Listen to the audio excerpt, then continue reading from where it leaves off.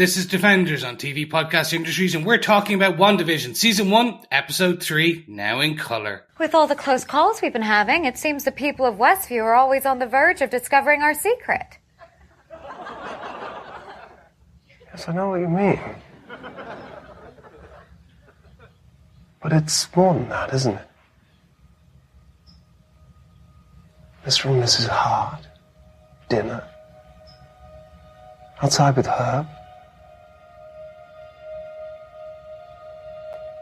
I think something's wrong here, Wanda.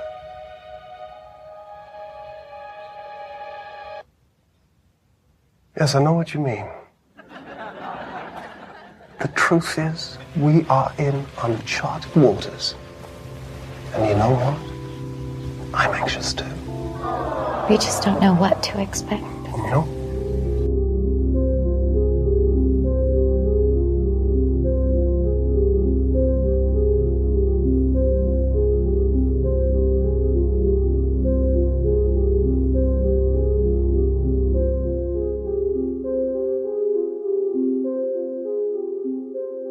The Defenders TV podcast has returned to TV podcast industries. And yes, we're talking about the one and only WandaVision, Season 1, Episode 3, now in colour.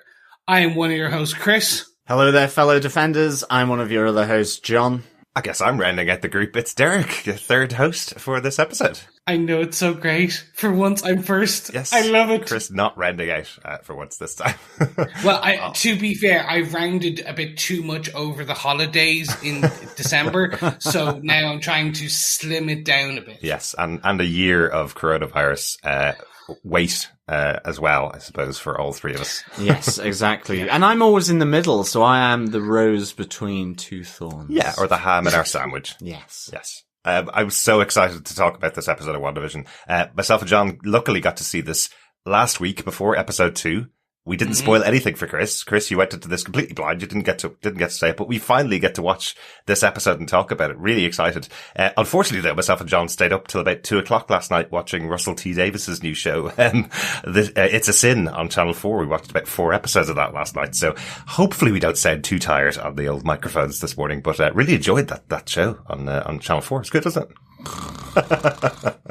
I will say I did the exact opposite. I got the one and only WandaVision as my Friday night treat now. It is fantastic. Excellent Had stuff. some sushi. And then I went into the old TV movie vault and watched Dogma. Oh, very good. Ah, very good. Just for the hell of it. I'm a big Kevin Smith fan, and I went like, I need a bit of dogmatic law discussion. That's it really. I need to get in the ins and outs of belief and faith and everything in between, with some adult jokes thrown in with it, and a bit of smoking paraphernalia jokes thrown in, just sprinkled on top. And you know what? It's still as good. It really is. But we're not here to talk about Kevin Smith and Dogma, even though I could definitely do it. And I was also going to say my snoring was because I'm tired, not because of It's a Sin, which is fantastic. Great show. Oh, okay. So both watching sinful things on a Friday night after WandaVision. Is WandaVision not sinful enough for us? We have to supplement it with some sinful stuff. Is that what it is? To be fair, it is very family friendly right now. Yeah. 70s family friendly. It's all about the children, Chris. It is. It's all about the children.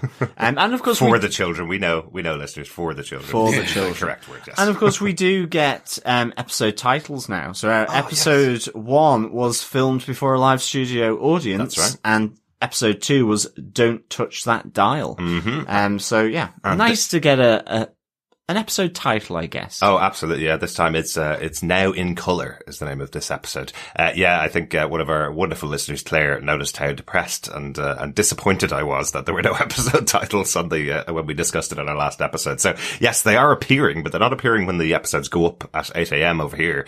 They're appearing about 3 or 4 hours later. Suddenly the episode title seems to appear. So maybe it'll get better as the weeks go on. But, yes, Derek is grinning like a Cheshire cat. I'm very happy. See, I did like the idea that it was chapters, like in a comic book. Like, that's one thing I've been slightly trained by the Mandalorian, kind of chapters 1 of book 1, chapter 1. Like, I do like that idea. But they have names as well on Mandalorian. They are chapter 1, but there is a title on each of the episodes as well. It just felt like the episode 1, 2, and 3 just felt a little lazy. That's all. I see they've got a chapter 1, chapter 2, chapter 3, and then the end was like the final chapter.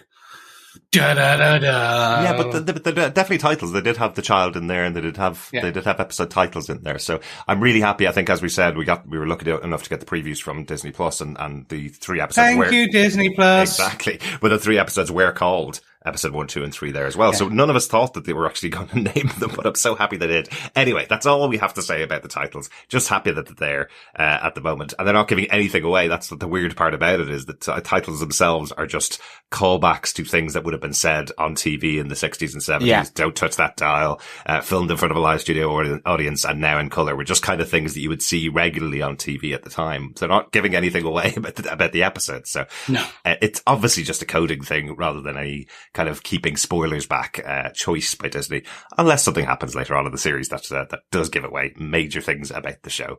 But let's get into talking about episode 3 of WandaVision. Thanks very much for joining us, fellow defenders. If you haven't subscribed to the podcast, you can subscribe at tvpodcastindustries.com. Pop it over there. You'll see subscriptions to any Wiccan or Android loving podcast player where you can subscribe to the podcast, TV Podcast Industries, or you can send us some feedback about any of your thoughts about WandaVision as well. Loads of feedback coming in about these episodes. You can email us to feedback at tvpodcastindustries.com, or follow us over on our Facebook group at facebook.com/groups/TV Podcast Industries, and share your thoughts about the episodes as you watch them. Yes, you can also leave a voicemail as well over on our website at tvpodcastindustries.com. Mm-hmm. And of course, if you would like to support and keep our producer Derek in caffeine as he edits into the wee hours of the night, we will be so appreciative. Yes, you can support us over on patreon.com/TV Podcast Industries, where with just a single $1, you can inject the black gold of espresso-filled caffeine directly into the Nespresso machine that is our podcast apparatus, that drips and percolates down into his veins and powers him through the night. I think after staying up as late as we did last night, I may need a lot more coffee this week to edit. One final thing before we get into discussing the episode. We are going to separate out our feedback this week, just to mention that. There has been some... Well, maybe not speculation, but there are spoilers out there about the future of the show. Yes. We don't live in a vacuum. We know what those spoilers are. We mentioned before that we're not going to talk about those on the podcast until they're delivered on the show. But if you guys want to send us some feedback, we will absolutely talk about it. So we're going to have a separate section at the end of the episode talking about some of those pieces of feedback about the spoilers that could potentially point to things that may happen in the show in the future. There you go. So, but we'll talk about those in our spoiler section at the end of the podcast. Let's get into this discussion about episode 3. The episode was written by McDonald. This is her first writing credit, but she is currently rumored to be writing Captain Marvel 2. Which has been announced as one of the upcoming movies on the Marvel slate in Phase 4. So, obviously very happy with her work within Marvel. Apparently, additionally, she has some activity with Miss Marvel as well. And connections, how that may work, who knows? Oh, she may be a writer on the Disney show, Miss Marvel? Yes. Oh, very good, very good. Apparently. Excellent. And once again, episode directed by Matt Shakman. John, do you want to give us the synopsis for this episode of WandaVision? Sure. Now in glorious technicolor, Wanda's very recent pregnancy takes a decidedly speedy and fruity form. But for Vision, something feels wrong. As Wanda's contractions start, Westview experiences blackouts and burst pipes. Vision races to get the doctor, Geraldine needs a bucket, and Herb and Agnes loiter outside their house. But for Vision, something feels wrong. Wanda, helped by Geraldine, gives birth to twins. In the happy afterglow, the 2 baby boys settle down, but some unsettling questions begin to formulate about Westview and Geraldine from the Doctor, Agnes and Herb. Vision knows that there is something wrong here. Inside, as Wanda talks about her twin brother, things become awkward with Geraldine. Something is sparked in Geraldine, who remembers that Pietro was killed by Ultron. As Vision races into the house, Geraldine is gone. Elsewhere, Geraldine is thrown out of Westview through a force field to the ground. As the helicopters whirl around and armed men race to her location, Vision feels that things have returned to normal. Probably the biggest episode of WandaVision so far. Definitely the one that's most tied to the MCU. Yes, for the first definitely. time. I don't know why. I think they've kind of taken that away over the first two episodes. It felt like, will this be connected to the MCU, or will it feel like, they're in a completely different universe? And suddenly you get a mention of something like Ultron on the show, and it feels so incongruous to what's been going on that it really stands out. A mention like that. So. And suddenly you believe IMDb that James Spader may be reprising his voice as Ultron. I'd love to see which would Ultron be awesome. on the show. It would be so cool, especially if they did it like, in an 80s comedy and we had a robot version of Ultron from the 80s. That'd be like a Cyberman or something. Yeah, something like that. Yeah, oh my god, that would be good. That would be really, really cool. It's just like they go full B movie-esque. Yeah, It's just basically a man in cardboard. You kind of see the gaffer tape sort of hanging off the side or something. Wouldn't that be so cool? Guys, let's talk about our moments from the episode. We split it out into our 5 moments for our discussions each week when we're talking about these episodes of WandaVision. Moment number 1, really, we've been talking about this each week, is the setting of the show, where it's set, what it's kind of taken reference from. I want to start out with that awesome theme tune at the beginning of the show. Ba ba ba ba ba ba ba WandaVision. I can't sing. I'm just saying the words. I love it. It feels really like a 70s show. I love that they did this kind of really expensive looking opening. You'd see this very much in 70s TV shows. Even the sitcoms set in like 1 or 2 sets would have these openings where they've run across the city and taken images of the main actors in all these various really outside locations, looking like they've spent loads of money on it.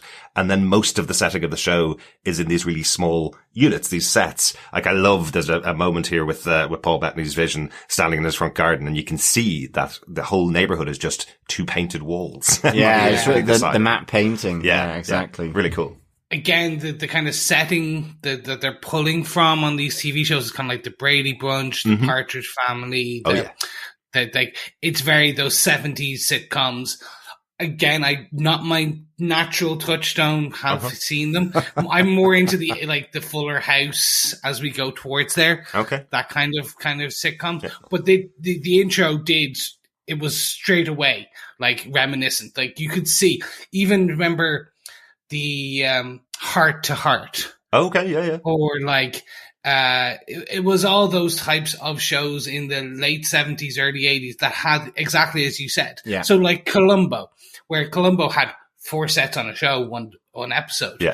But the opening still had him driving around in his car and cycling on the bike. Yeah, obviously not Columbo cycling on the bike, but you understand where I'm coming. I have not seen that episode of Columbo. No, I haven't actually. I was always distracted by his eye whirling around, actually. God, John, that's awful. Poor Peter Falk. I'm really sorry. I thought it was great. But it does feel like it's like that movie quality opening. It's like they went out and, as I say, spent tons of money doing the opening and then kind of didn't have enough budget to fill out the entire universe in this world. You will never see the town hall again that you see in the opening scene here, that kind of thing. I love the opening montage as well, where they're kind of cycling down the streets there. They're kind of walking all happy, jolly, breezily down, Vision is reading a book whilst he walks. I guess that's the modern version of looking at your phone and going straight into a lamppost. Constructing the swing set for the new arrivals and then it all falling down. Really, really like that. And, I love the font as well for WandaVision. And it's spinning and then all kind of sort of just repeating itself. It felt very Hanna-Barbera, as well, that a bit. As well as, Brady Bunch, Partridge Family. I don't think I ever really remember the Partridge Family. Brady Bunch, I remember that, but I loved it. I loved the colour and just that whole 70s style. And everyone's getting into it. You see Dottie here, you see Norm, you've got Herb and Agnes all with that 70s look. It's really, really good. Yeah. I did really enjoy that they put the hexagons in again. Yeah. So I do think that we're getting, like, that's every episode now. We've got a hexagon. Within each three, there's been a hexagon kind of some kind. Oh, okay. So this is me going, events, idea, mechanics. Are you starting to tell us something, Mr. Fahey? Because we did have the beekeeper last episode, which was the possible AIM reference that was in there. So maybe the hexagons are something to do with AIM as well. It's an interesting one. Because we know, like, you know, in the actual traditional 70s shows, like the Brady Bunch, we had the squares that had each member of the cast in squares on the screen. This time it's hexagons of each of the cast there. Yeah. Really cool stuff. Also gotta mention the theme itself, the actual wording of the theme itself. The entire premise of this episode, I suppose, is all about the pregnancy of Wanda. So all of the words that are in this theme song are all about 1 + 1 is more than 2. You know, it's all referencing the fact that she's pregnant. That's the central premise of the show, effectively. We mentioned before that this whole thing of each episode is the setup. Here's the sitcom, but there's something weird about this family. Here's the sitcom, and she's a witch. He's a robot. You know, here's the sitcom. She's pregnant, and they've just moved into a new neighborhood, kind of thing. So that's all contained within this glorious theme tune. I love it. Yeah, and the other thing about the theme tune as well, you know, we were considering trying to do the synopsis in the style of the theme tune, but it would have required singing, and I just don't think I was ready for that. I was going to try and include both Derek and Chris in that. I think they were going to be the ba ba ba ba ba ba ba ba ba ba. We were going to be that, but sorry guys, that's not going to happen. Maybe for the next one we might choose a musical one. I wonder if they will do a musical number. Oh my god, can you imagine, like Buffy? Yeah. Oh yeah.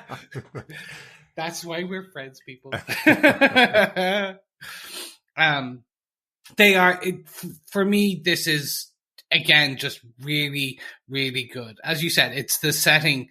They, for each of these episodes so far, have picked up on the trope of that era's sitcoms and just replicated it in one episode. And again, they've done it on this one, which is like a very simple premise. Oh no, she has to hide the pregnancy. Yeah. Oh, she's going to have the kid in the house. And that's it. And it's a simpler time, a simpler type of TV. Absolutely. That does kind of take us on to our second moment, really. The moment itself that's in the episode is the pregnancy. That's what the whole episode is about. Weirdly, in the last two, there's been kind of an A and a B plot. Whereas this really does seem like there's only the A plot being that she's pregnant.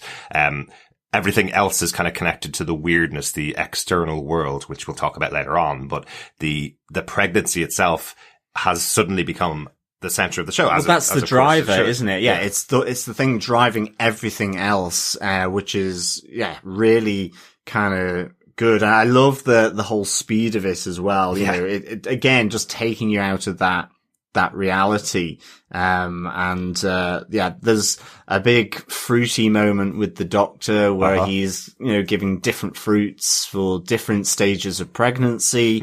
And I love within that, you see Wanda's looks, you know, there's some of the turns to camera or the looks to camera where she's just like going, well, I know that. I think, you know, he says, well, you're pregnant. And she goes, yeah, I guess that, you know, it's like, I think it's a real interesting moment where they capture that kind of, you know, that feeling of, well, the lady needs to be told this, and she's quite aware of it. I bet that, you know, that bit of misogyny there coming even from a professional doctor. And exactly, that's kind of the thing. They are referencing 60s, 50s and 70s TV shows across the series, but they are totally conscious that we are in 2021 and things have changed quite a lot. So I love those looks from Wanda to camera, as you mentioned, just the misogyny of the doctor where he's like, you know, we like the little ladies to understand their pregnancy, so we talk to them about fruit, you know, and we see it later with Geraldine. He goes, oh, you've got such great talent, you could be a nurse. And the two of them kind of look at each other and go,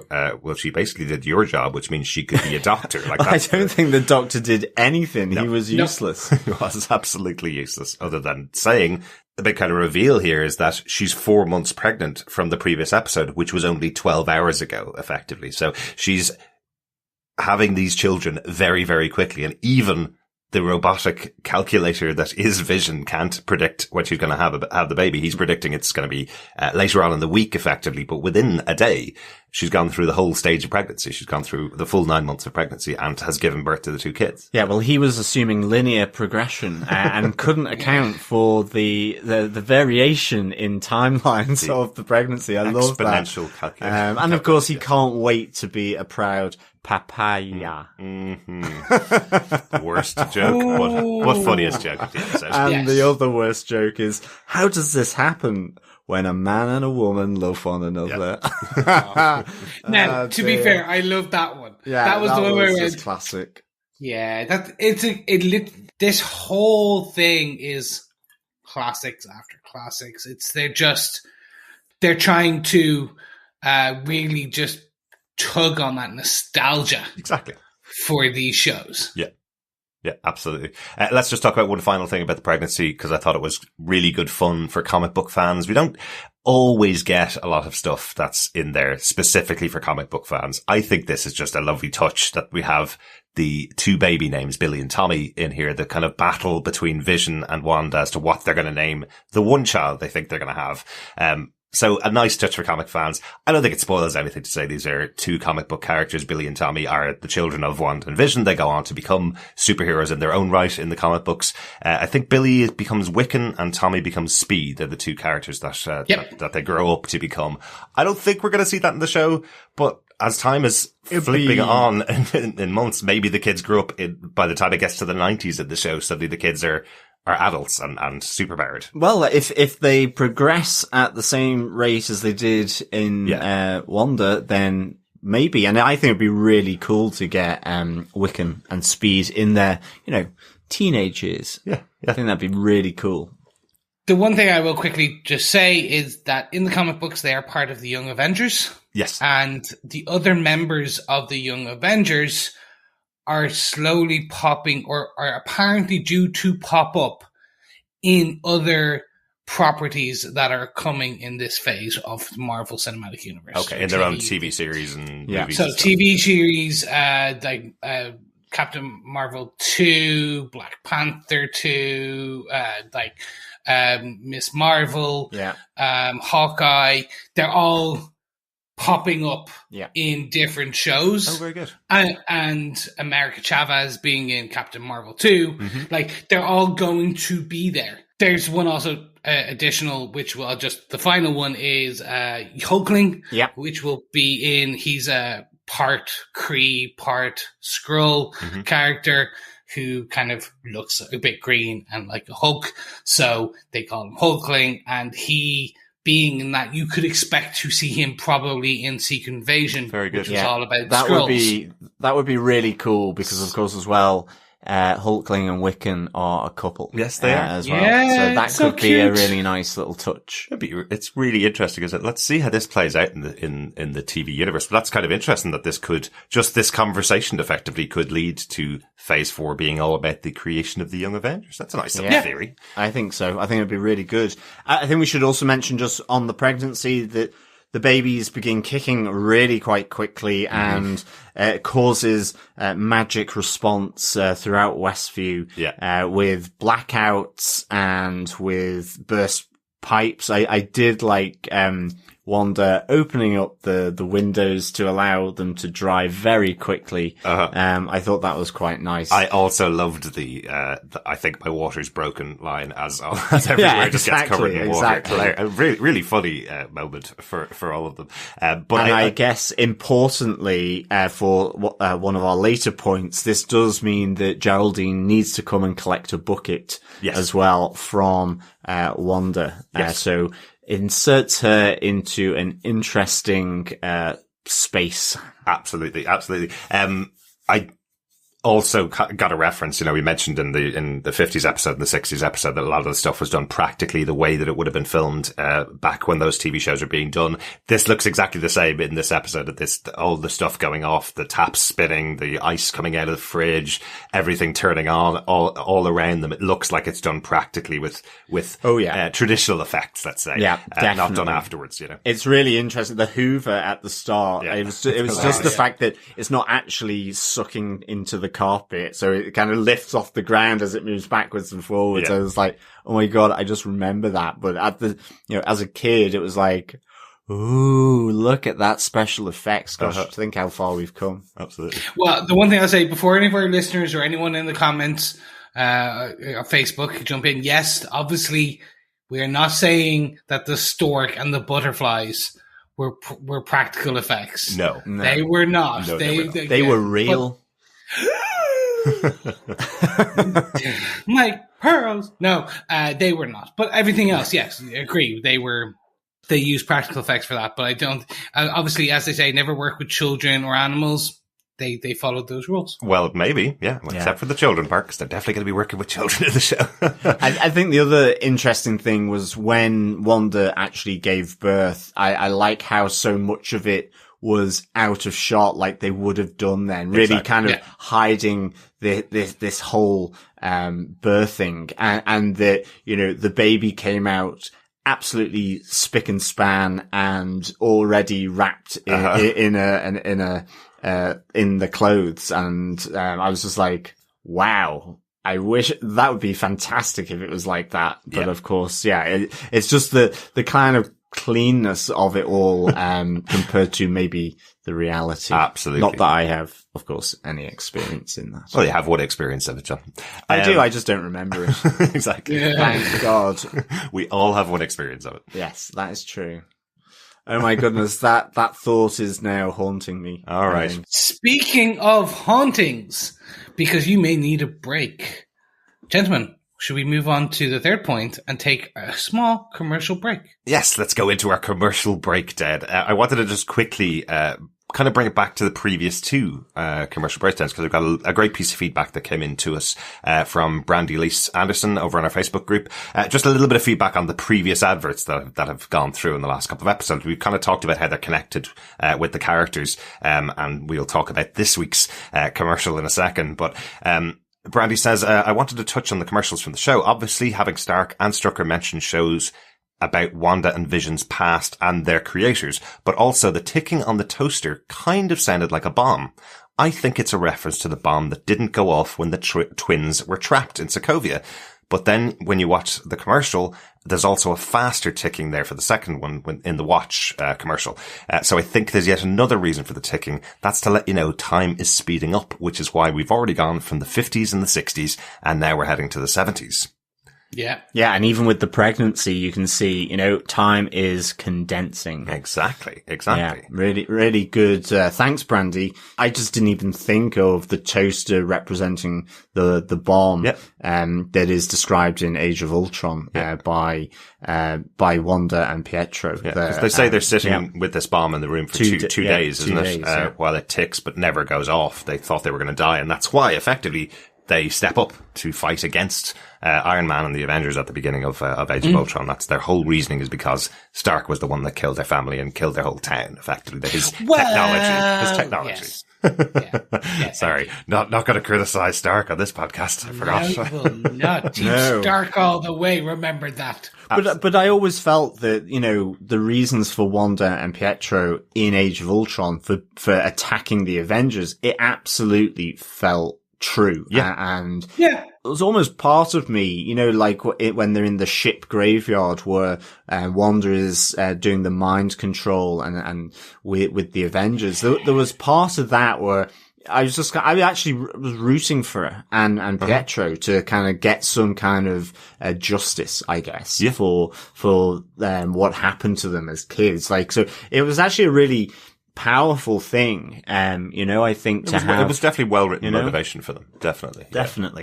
But on to this week's commercial break. Yes. Do you need a break, ladies and gentlemen? If you want to escape to a world of your own, But you don't want to go anywhere. So, such as like in lockdown. Then, of course, there is Hydra Soak. I just feel you'd dissolve because it would be like, it would convert the water to battery acid, something like that. And there'd be real evil water soak from Hydra. I'm not too sure. Kind of put your hand in and you just get the skeleton back. I'm not too sure I'm so bought into Hydra that I would buy all of their products, but they are very good at branding. If you saw the actual packaging itself, it does have the octopus, squid, Hydra kind of image on the background there as well. So they have branded it really well. I have to also give another shout out to one of our awesome listeners who noticed something very specific about this that may tie all of our universes together. Mike Walling over on our Facebook group mentioned this little clip from Agents of S.H.I.E.L.D. I knew if anyone would understand, it'd be you. I would have figured it out a long time ago if it wasn't for the mind control soap. Yeah. Wait, what? That blue soap everyone uses? Hydra loads it up with chemicals. It seeps into our bloodstream, implants false memories into our brains. They want us to believe this is a magical place. But don't worry, I'm clear. I make my own soap now. No, I think that you're talking about Project Tahiti. So there you go, from Agents of S.H.I.E.L.D., when they were inside the framework, this kind of, alternate reality universe, virtual reality universe, let's say, that had them all stored in there. Coulson's talking about Hydra soap that controls your mind and changes, what you see and what you think all around you. So is this telling us that hashtag once again is all connected? Well, even if it isn't, it can be, because that is a great little kind of, it's a coming together maybe of it, even if it's not totally connected. Is Wanda inside the framework, a version of the framework that's been taken from Agents of S.H.I.E.L.D.? It's entirely possible right now. Even if it's not, I think it's a nice idea. nod. I think it's a nice nod. I think that's the thing. I think it's a nod and a wink to the good old friends over in Agents of S.H.I.E.L.D. Mm-hmm. All episodes available now on Disney Plus. There you go. A fantastic ending, by the way. Once more, we'll say it. Fantastic ending. But anyway, I think it's a nice nod and a wink. I think it's, again, blue, the Mind Stone, again, the scepter. It's the dreaming escape. I think there's just larger narrative threads of what's potentially happening in the background. Yeah.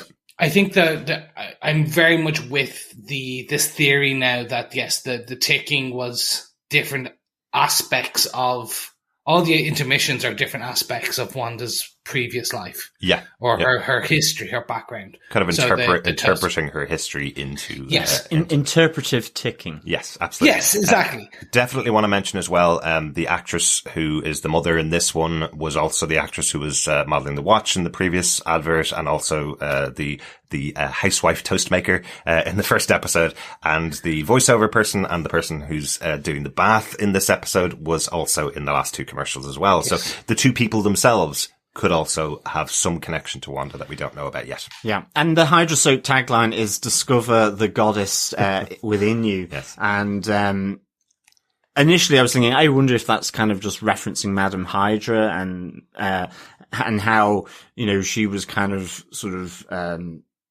revered within the Hydra organization. Okay. Yeah. But I wonder as well if Wanda is using this for a good old soak, in this world, whether, it's creating her godly powers in terms of her manipulation of matter, time, and space. Yeah. I don't know whether she's actually using the soap, but I think it is a reference to the fact that she's a goddess within this world. Yeah. I reckon she still needs to bathe. I'm sure she does. And what better way than with Hydra Soak? You see, we could do the adverts for the commercial breakdown, for the commercial breaks in the show.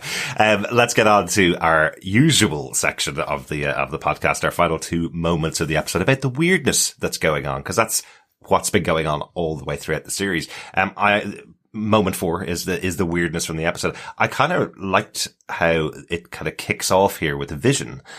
We've been wondering how involved Vision is throughout the series in what's going on, because we mentioned it before, no spoiler obviously, that Vision is dead at this stage. He died in Endgame, he died twice back in those movies. So we don't know who Vision is or what's happening right now, but I wasn't expecting that he would start to think about what was going on. He would start to suspect that things were a bit weird around him, because that kind of points to the fact that maybe he is alive in some sense, that he isn't just someone that Wanda has stuck into this universe, that he is actually a conscious character who knows things that are going on, because he pieces everything that's happened over the previous couple of episodes together. You hear him saying to Wanda when she's suspecting that everybody's getting close to their secret, you hear him going, but it's not just that. It is also the dinner we had with the hearts. It is also Herb outside cutting through the fake wall. All of these things, and obviously the pregnancy, all of these things are starting to kind of piece together in Vision's mind. So he's remembering everything that's happened throughout the previous eras. He's remembered them all, because they've only just happened. This hasn't gone through a decade since episode 1 or a decade from episode 2. Yeah. These things all happened within the last week, basically. Well, that's it. It's kind of like, does he have his own agency? As you say, he's actually conscious. You know, he has his own consciousness here. Or is it something that through the manipulation by Wanda that it is rebuilding, or it's constructing within this world, and that's why he's come to this point after 3 decades, which have effectively been sped up, that he is now able to kind of have more agency about him and think about everything that's happened. So I thought this was really, really interesting. And I loved that this moment for Vision, that he is questioning, he's feeling uneasy. I have to say that whole moment, that initial moment where old Herbert Sherbert is cutting through the wall and he's just staring, like, that completely freaked me out. That really was a nice jolt, I guess, for the audience. It certainly was for me. Just to really, I think you've taken the hedge trimming a little far there. Exactly. It was worked really nicely, because it's just a great kickoff point for the weirdness in this episode. And it's just the way he responds. Like that is what Vision says to him, is, I think you've taken it a bit far, and he just kind of stares at him going, thank you very much, and continues to cut into the wood and then he just eventually stops this hedge trimmer from going through the wood. But it seems almost like he is the robot. Like, that's what it seems like in there. The weirdness is starting to get to me. Okay. The glitch. So in this time we didn't get a rewind, we got a glitch. Like, which so rewound? Yes, but it wasn't like the previous rewind where we saw, like, it was like zzz, and they were back into the house. So I think that's a reference to how the TV shows themselves were filmed. You know, in the 60s, you would use the kind of videotape thing and rewind it. In the 70s, particularly with the kind of magic that's being used on the show, you see jump cuts. You see a person standing in position, and then you see them slightly move, and Wanda's changed her coat, for example, that kind of stuff. Yeah. And that's what happens with Vision here when he says that he's concerned about it in response to her question. He suddenly glitches back, as you say. There's suddenly a pause, goes back to exactly the same moment, and then says reassuring things about the pregnancy, effectively. So, so I think it is the same thing. And did we mention before on the podcast about that this feels like the time stone? I think we mentioned it back in episode 1, that the cooking of the chicken and then turning the chicken back into eggs feels like the time stone. Her manipulation of time, where she's able to push it forward and backwards to get a different outcome, does also feel like the time stone. Yeah, and like, it's interesting, isn't it? Like, how or if even the Infinity Stones play into this, because, like, as we said, Wanda was created with the Mind Stone, but she's got the red kind of power around the things that she does that comes from the Reality Stone. And plus we're seeing changes in time here, and we know the Time Stone affected Vision and her in that moment with Thanos. Whether she is actually she's just a conduit to absorb powers from the Infinity Stone in some respect. I don't know. Or is she just kind of manifesting the powers that she's seen, I suppose, is the thing. Yeah, because, exactly. Remember, in the real world, what we've seen with her powers, for the most part, is connected to the Mind Stone. She was able to manipulate people's minds in that, in Age of Ultron, and we've seen that kind of stuff. I think we even got a piece of feedback before where it's very difficult to explain what Scarlet Witch's powers are in the Marvel Cinematic Universe, because they kind of take bits and pieces from the comic. In the comic book, she's very powerful. And in here, in this kind of construct that she's in this TV universe, she just seems to be using a lot of powers that are very similar to the stones that were in the Infinity War. I guess she's powerful because of her range. Like, she just really seems to be able to do a lot of things almost as she wills them. I guess. I think, Doctor Strange is constrained by the fact he's got to read all the books to some extent. There's certain there's limited powers with Captain America, with Tony Stark around technology and just sort of brute strength, and stubbornness, with Captain America, Sokovia Accords. And he was right. but she seems to be like a sponge, I guess. And that's what is dangerous about it. But this is the question. Is she able to use these powers? Does she have these powers, or is it because she's in this construct in her mind, in the TV universe, in a cage? Are these powers, or is she manifesting the things that she's seen on the outside world and they're playing out in this TV world? If she walked into the real world right now, would she be able to manipulate time with the powers? I don't think so. I think this is purely within this TV universe, and she's just processing what happened with Thanos' use of the stones, I think. So I think it's that this is the evidence, all the weirdness in this episode, and the final one, which we'll talk about now in a second, in their final point, is leading me to believe that she is in control. Be it willingly or unwillingly, she controls what happens in this reality bubble. And I think that's what it is. So... And I'm very similar to you, Chris. I think she's exerting some control within this place. Yes. I still don't know whether she's in control. Totally, exactly. But she's exerting some control. She's exerting control. So basically, when things do not go the way that she wants, she is able to manifest and changes. And I think it's that. She is omnipotent in this. If we want to call it a reality. Okay, let's say this TV reality. Yeah. She is omnipotent. She could do whatever she wanted. Yeah. In this reality. In the comic books, she had hex powers, and it was reality bending, warping powers. She was very omnipotent in the comic books. In the MCU, she is literally just that. She is she's depowered in that she's telekinesis. She kind of has ability to move things, explode things, some element of telepathy. It's just, it's not on the same spectrum at all.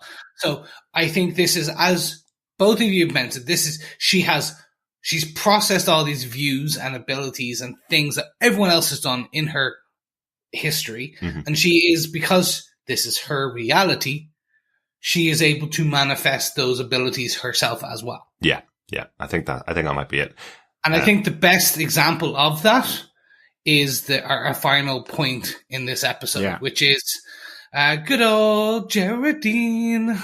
Yeah, I think I kind of agree with you there, Chris. I guess one of the things that's really interesting is to what extent she's manipulating, say, like Agnes and Herb, because we see them chatting outside, and because he's cut through a wall, is that because he's been affected by this magic? And it's even that, Agnes's response, she's there chatting kind of jauntily to him whilst he's gone even further into the wall and it's stuck there, and she's not making any reference. So is this all an act because of maybe who they are and why they're there? Or is it because they too are being affected by the power of Wanda in this reality? It was kind of spooky seeing them there, and you hear them chatting about then Geraldine, which I guess is the other big important thing here.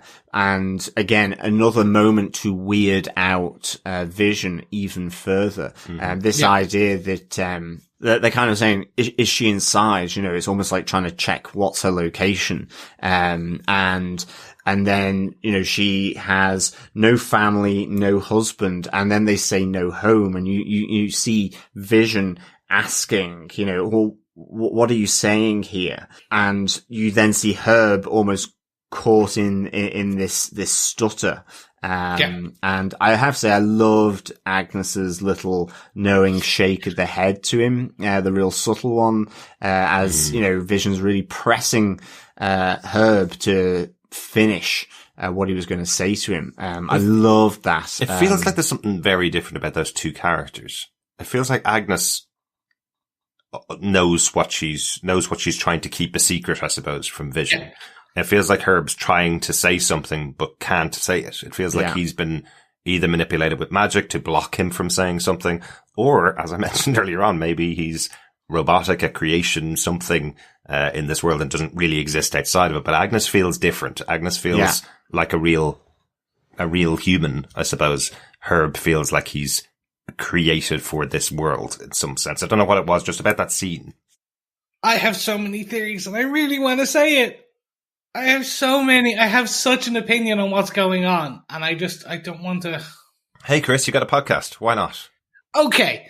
And we'll get into it in a second. But in theory, we know that this town is real. By the end of this episode, we know that this is a real town. There is a town called Westview where this is all taking place. Yes. Kind of. Yes. Potentially, Wanda is having a mental breakdown based on all the grief in the world. Essentially, goes to see this psychiatrist Agnes, or this person, and essentially in this town of Westview has a mental break, is either chemically induced or induced of some kind into a kind of slumber, and her powers bubble to the size of a town, encompassing all the people in the town of Westview, the inhabitants, who Herb is just a person who was there. And that's why he's affected, because they are forced, these normal human people are forced to be part of this TV reality. Interesting. And essentially, this is a way for Wanda to process what has happened. And she wants to escape to this world where she can be happy and have her life, whereas the rest of real reality happened.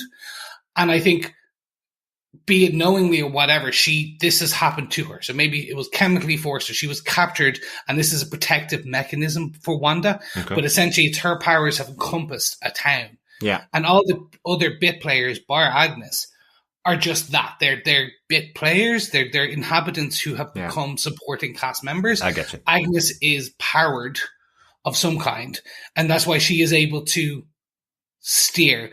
And these people cannot say anything to Wanda or Vision. Yeah.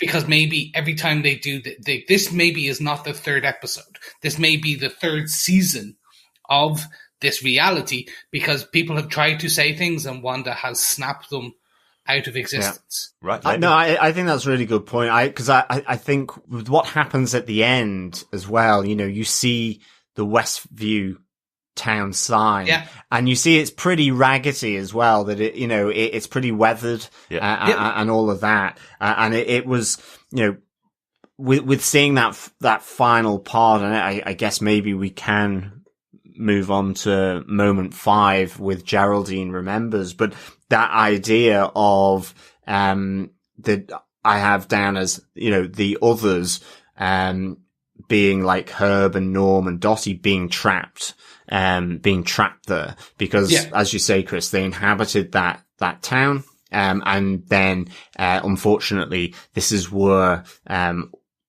it was chosen for Wanda to be, I guess, with everything going on. So really interesting. But I think moment 5, we have Geraldine, and she is now figuring is a big kind of part here. And she has that symbol with the sword on her brooch. Uh-huh. And again, it's that other thing, so is it only Geraldine that's sword and the others are trapped, as I was saying, or potentially working for another organization, maybe just Agnes, in this case.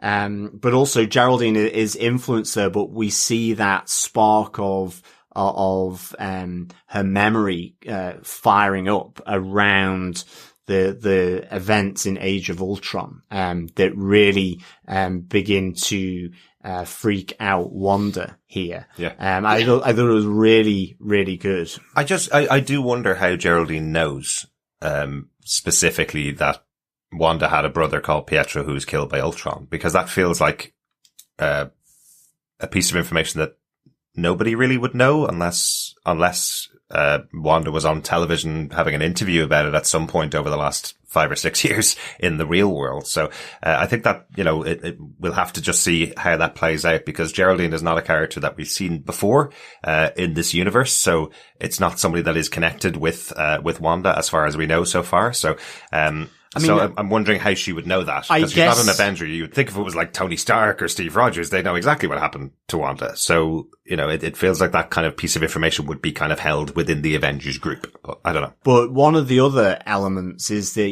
if we assume, or at this moment, I would be assuming that because she's got that brooch, which has the sword symbol, that she is briefed effectively. It's as simple as that. She knows what's happened because Sword is able to have that intel in the same way that Shield would, I guess. Right. But there are other things at play that we'll come to for sure. Yeah. So I literally think that. I think she is not from Westview. Yeah. She is a agent of Sword, like the beekeeper. Unlike the beekeeper who got caught sneaking into Westview through the sewers. Geraldine didn't, and she was able to get in. And what we hear is Agnes and Herb saying she doesn't have a house here. She doesn't live. She's not from here. Yeah, proving that she's from the outside. Yeah. Of the bubble, and that's why she is briefed. If Sword is not Shield in space, but if they are, and I hate that term, they're not that. They're a separate thing. But in the essence of this conversation, let's just imagine that they are the next version of Shield to a degree, right? They are an all-knowing, all-powerful CIA type agency with Nick Fury at their head. If we are based on the Spider-Man Far From Home, it's like Chris, NASA and the UN. They're two completely different organizations. No connections. Chris, anymore. You mean like being Shield in space? Right, stop it. Kind of. But anyway, one of the things that's really important about these discussions that's going on with Geraldine and Wanda, once again throughout all these shows, every discussion has something ulterior behind it, some underlying story behind what's actually happening. Geraldine's talking about her job that she has, where she's a temp in a marketing agency, and she talks about the fact that they had a cereal which has little tiny spacemen on it. So Sword is a space agency, effectively. She says she gave them some new copy for their brand new advert, so they gave her a better job within there. They gave her a permanent job in there. But if you read between the lines in here, Sword being a space agency, it sounds like she's gotten promoted within that agency and allowed her to go in and visit Wanda within this world, effectively. Yes. So that's what that feels like as that conversation. So it is quite an important conversation. There's lots of fun moments in here as well, and we hadn't talked about them at all. But the arrival of the stork, I think, is really funny. The idea that Wanda has brought this thing to life because of the baby kicking. Stork, obviously used to symbolize babies' births in much earlier times. Well, to our conversation earlier, that's how I was brought into this world. Dropped off on top of the chimney. Of course, John. It wasn't. The interesting part is the stork is not affected by her powers. Yeah.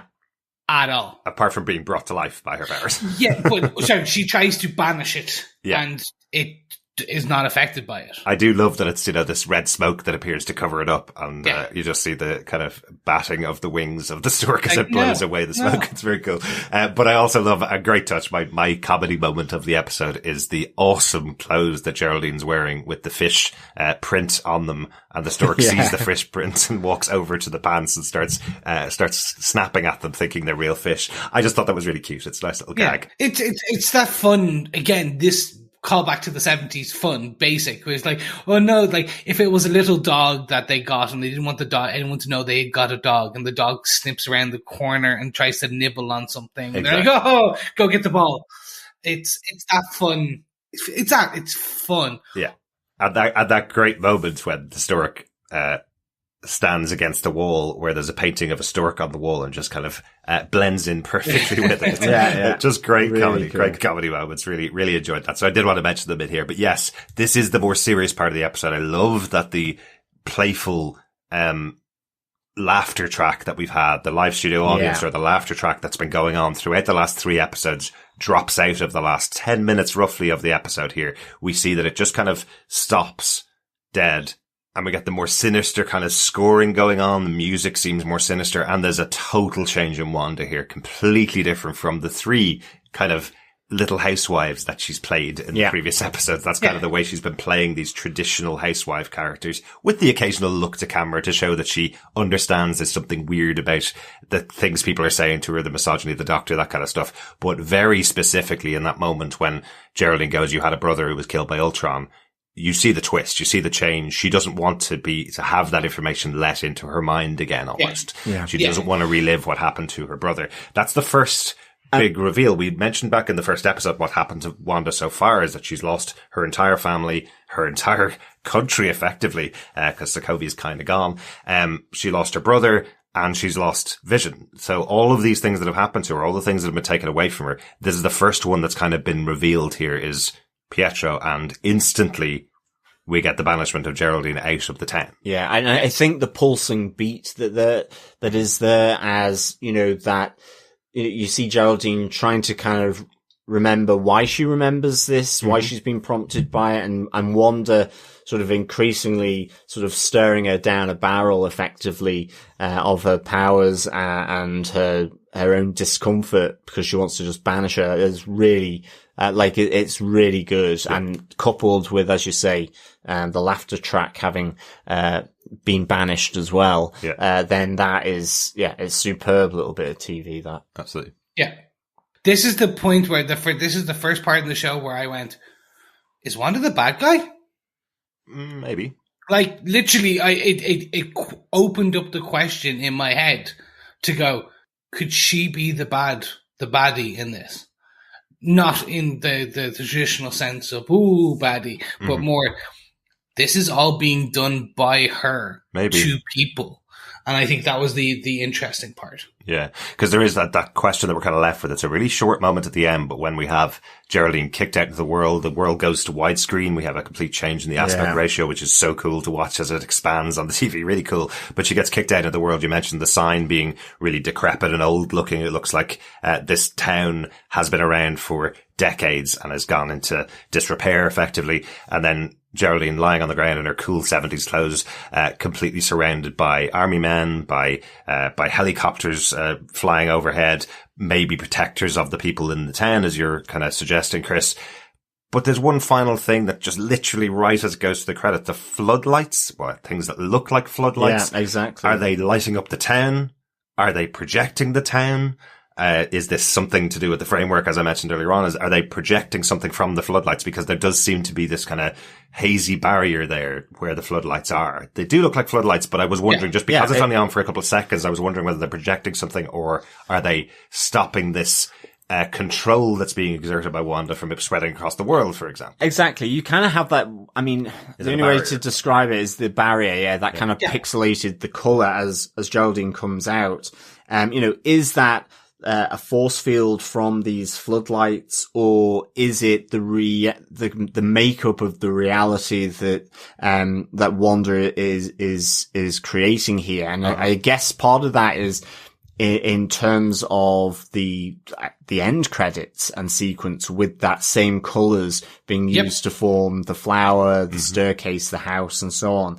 And it's again, it comes back to that theory. Is it, then are these floodlights containing what Wanda, is creating, or Wanda herself, or hiding the reality of what Westview is actually like at the moment and projecting that, a normal view of Westview to the outside world. But it's really interesting. I can't wait to find out, to be honest, because it's that idea of, is it only Geraldine who is sword, or are the others trapped, or is it just Agnes working for another organization? And what is that organization? Because, we see the AIM beekeeper look that we referenced last time, but of course it had a sword symbol on the back of it. So it could simply just be sword. So it seems like those two are connected, but Agnes, given how much commentary and how much kind of reference to Hydra has been here, I think, sadly, Chris, your theory that we will not get Hydra in this show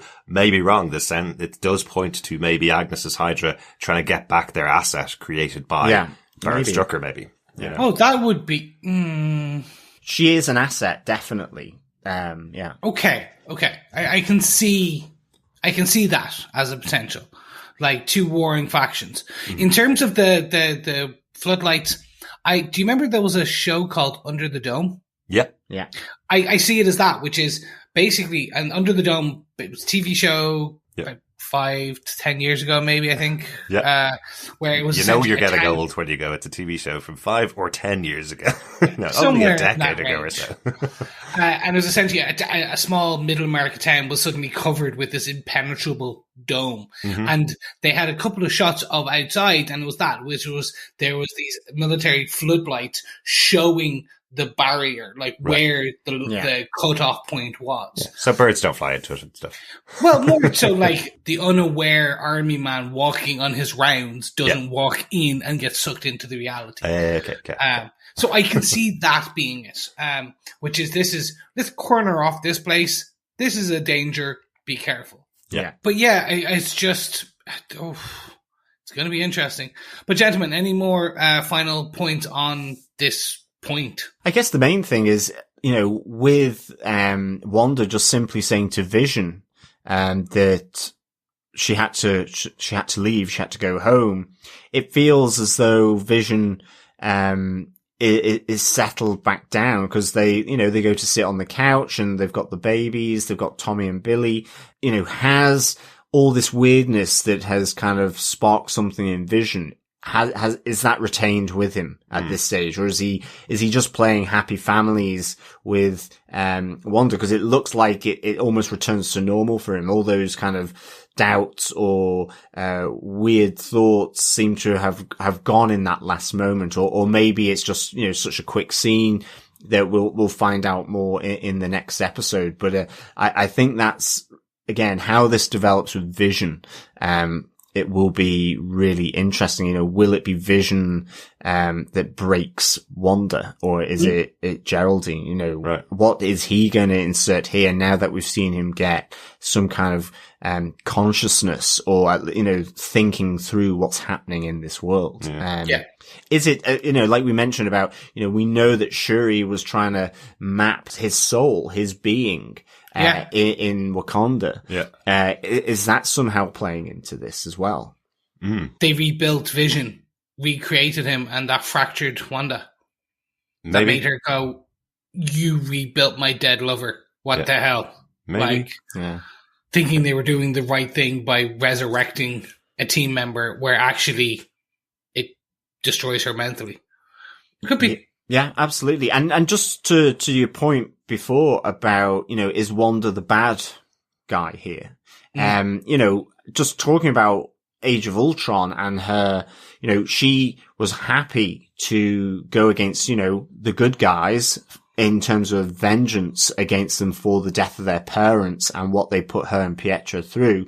Again, if it's something like they've messed around with Vision, or, you know, she's got form in being a bad guy within the comics, but also within the MCU. So it could be a similar type of motivation, that she sees, you know, originally cast on Thanos. But if something's messed around that she doesn't like, we know she can hold a grudge. Yes, she can. And so that's another kind of interesting thing, like moving forwards for Wanda. I'm going to say justified antagonist is what I would say. Okay. Okay. That's okay. Yeah. That's a term I can get behind. There you go. So the final kind of thing, I suppose, on this episode, we could talk about this episode all day, I think. I've been waiting to talk about this one for a week after watching it. I'm just really excited that everybody's gotten to see the episode as well. The one question I have now is, with Geraldine out in the outside world and Wanda in the inside world, we didn't see a transition to the 80s in the episode. We didn't see that it's moving on to the 80s. But I wonder if from next week onwards, will we see much more of the bigger picture of this universe of WandaVision as a TV show? Will we start to see the outside world? Will we start to see what Sword's actually like in the real world, coupled with it still traveling through the sitcom world as well? I'm wondering if that's the way they're going to go in the future, because we've seen almost nothing at all about the future of this show. I think we've seen one photograph of the 80s, and that's kind of it. We've seen nothing else really. So I'm wondering whether they'll kind of start to split off into a sitcom world rather than it just being a whole episode set in a sitcom. Will we start to see but the outside world and the sitcom world? Yeah, and is that helicopter and all those soldiers, or, you know, the security guys running to, where Geraldine has fallen, are they there to help or to hinder? Well, exactly. You know, yeah. It'll be, that will give us some clue. You know, is Sword doing this, or is it another organization and Sword is trying to infiltrate? You know, maybe that is part of the point of Geraldine, or let's see, I guess. Exactly. There's so many permutations here, which is really cool for this character of Wanda, and all the others as well. Yeah. Yeah. The time will tell. I do like the idea of jump cutting between the two. Yeah. So, gentlemen, with that all out of the way, it is time to do what we do so well. Derek, do you defend WandaVision episode 3? I still love this defending thing, being back on our shows. We haven't had it in ages, so it's really cool. Totally defend this episode. I've been really excited for everybody to see it because, as we say, the previews for the show had all 3 episodes available for all of the reviewers. They got to see the 2 black and white episodes and this colour episode. And we've been questioning and wondering since the first episode, will this appeal to Marvel fans? Will Marvel fans stick around and watch the show? And I think by the end of this episode, if you're not into it and not willing to wait a week and watch the next episode, I think the show just isn't for you.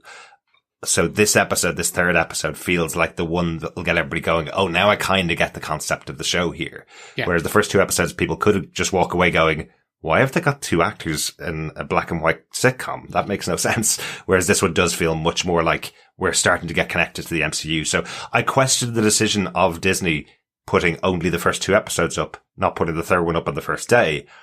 But I kind of like it now. When I think back at it, I'm kind of going, well, actually what they made you do was wait a week and your reward is getting an episode this good. So wait another week. Let's see how good episode 4 is. You know, I kind of like it. It's a smart decision from Disney. That's me. I defend it, definitely. John, how about you? Do you defend this episode of WandaVision?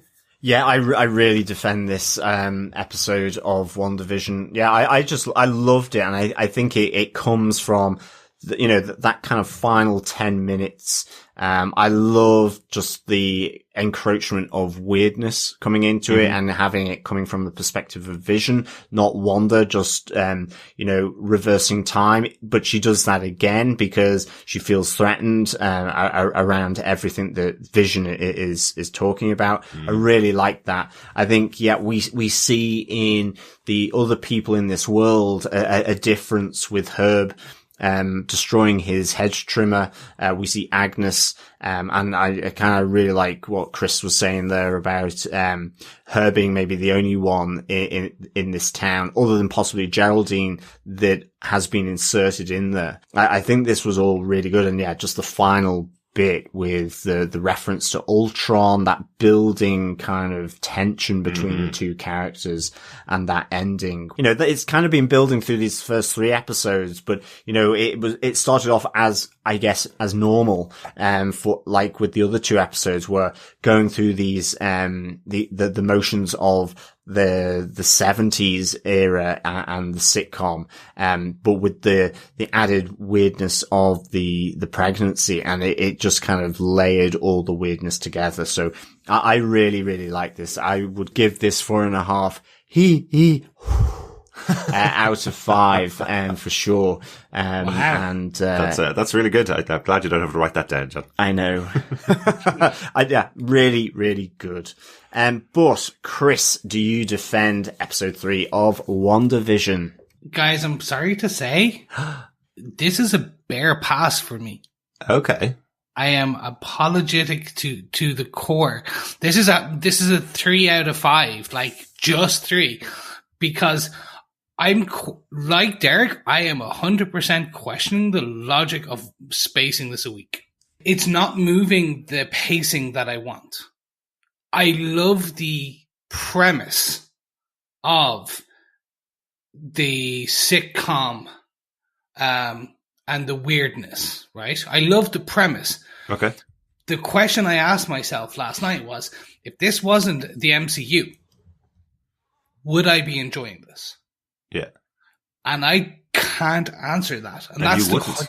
Interesting. That, not that I wouldn't, I just can't answer that because I don't know. I don't think I would. Because these half hours, like, if it wasn't Wanda and it wasn't Vision and I didn't have these Easter eggs and I didn't, like, you take out the commercials and it was just some random thing happening, I'm kind of going, it's a toughie for me. And I think the reason I love it so much and the reason it's still even as high is because they added these extra bits at the end. And I was like, okay, so now it's opening up. So now we're going to potentially get this. So I did completely disagree with the overall Disney choice to not do this as a 3 episode, like The Boys, 3 episodes and then go. Because this sets it up. I am very curious to see what happens in episode 4 now. And I think that's the thing. Like, if this week had been episode 4, it would have been the deciding factor for me. Right. Because I would have gone, yeah, like, I'm now in. I feel the momentum has been tainted. Like, with these shorter episodes, they're only 30 minutes, sometimes less with credits. And it's just the momentum, you get going and it's just like, oh, we're going to go. Oh, we're stopped. Okay. And it's that start, stop. Whereas, like, you hate cliffhangers, don't you? It's not cliffhangers. Cliffhangers I'm waiting, not the, yes, when we used to watch the Netflix shows where there was a cliffhanger and then it would go, 10 seconds and you could finish off your cliffhanger. These are cliffhangers that you got to wait a week for. These are the tougher ones, that we haven't done in a while. So, yeah. So, look, what they are doing, the writing, the casting, the actors, the everything, I still love that. Yeah. It's just, I had to be very honest and go, if this was in the MCU, I don't know if I'd be enjoying it as much. Right. Because it's I'm right now here for the characters and the actors. Yeah. Like, the story is just not progressing at the speed I want. Now, that's why, like, it's just a 3 out of 5. It's like, who knows what will happen in the next episode, and I'm here for that. Right. I definitely wouldn't recommend Lost or The Leftovers to you, Chris. That sounds like completely against your type of shows then. No, but like they're longer episodes though. Yeah. And with there's even more less revealed. Yeah. That's true. I guess the thing is if you think of the first 3 episodes as a single episode, then do you like that episode? I mean, that's the only thing I can... Yes, so that's why on that, I guess, is because they are only 30 minutes. Yep. So it's very different. I would kind of maybe agree with you if episode 1 was an hour and it was in that style, and episode 2 was an hour and it was in that style, and we were now 3 episodes or 3 hours in. But technically you could watch that, as a single episode. It is a bit longer, and I think to what Derek has said and what you have said, I guess the only thing is that, and I agree with you, is that I think Disney should have released all 3 because they released all 3 as screeners, and it's a little weird then just releasing 2 and asking, I guess, people in places like IGN or newspapers or whatever to then not even mention anything. They've been given a completely different picture compared to the audience on day 1 of release, I guess. Yeah. And, well, the screener actually was taken dead, 4 hours after the first 2 episodes are released on Disney Plus. So they had to watch them before doing their review. They had to watch them or else they didn't have the ability to watch the 3rd episode, which is weird. I didn't. That was the thing. Yeah. I suppose the other option for Disney was that they could have put, like they were originally intending, episode 1 on release date on the 15th of January, episode 2 on the 22nd of January, and then next week we would have had episode 3. So I suppose that decision definitely put the 2 black and white episodes together on day 1 was a good decision. So it ended with that change into color. So you were kind of going, okay, I wonder what happens next week, because now we're in color. Now we're in the kind of big world of Marvel again. So, so that was definitely the right decision. I'm just not sure whether putting all 3 out on the first day, because we're going to have some excitement each week to come back for. So we're going to have to get used to it being only half an hour of WandaVision every week. So might as well get used to it this week, I suppose. Exactly. And like, am I still here for it? Yes, I'm still here for it. Excellent. Like, Well, we're going to obviously, make sure you are, Chris, because Well, we've of got you course, I'm contracted recording. for 9 episodes of WandaVision. There is so many thoughts, once again, so much feedback coming up that we have from our wonderful fellow defenders about this show. We do have one other piece of business to get to, though, our WandaVision pub quiz question. John, do you have a pub quiz question for us for this week? I certainly do, fellow defenders. Yes, the WandaVision pub quiz question for episode 3 is: what fruit stages of pregnancy does Wanda experience in this episode? Yes, the answers should be both timeline and fruit for the different stages that Wanda experiences. I guess there maybe is a final one, but the fruit stages provided to us by the Doctor, Dr. Stan, I think. Well, that was his first name. Stan was his first name, yeah. So yeah, the question 3: what fruit stages of pregnancy does Wanda experience in this episode? Please send your answers through to feedback@tvpodcastindustries.com. You can send them individually or all at once towards the end once you know all the questions from this series. And we have some great giveaway for the winner of the pub quiz. It is some WandaVision Funko Pops. Mm-hmm. So yeah, please keep the answers coming in, fellow defenders. They're on their way. And if you need to reference all the questions so far, they are over on tvpodcastindustries.com/WandaVision pub quiz. That's right.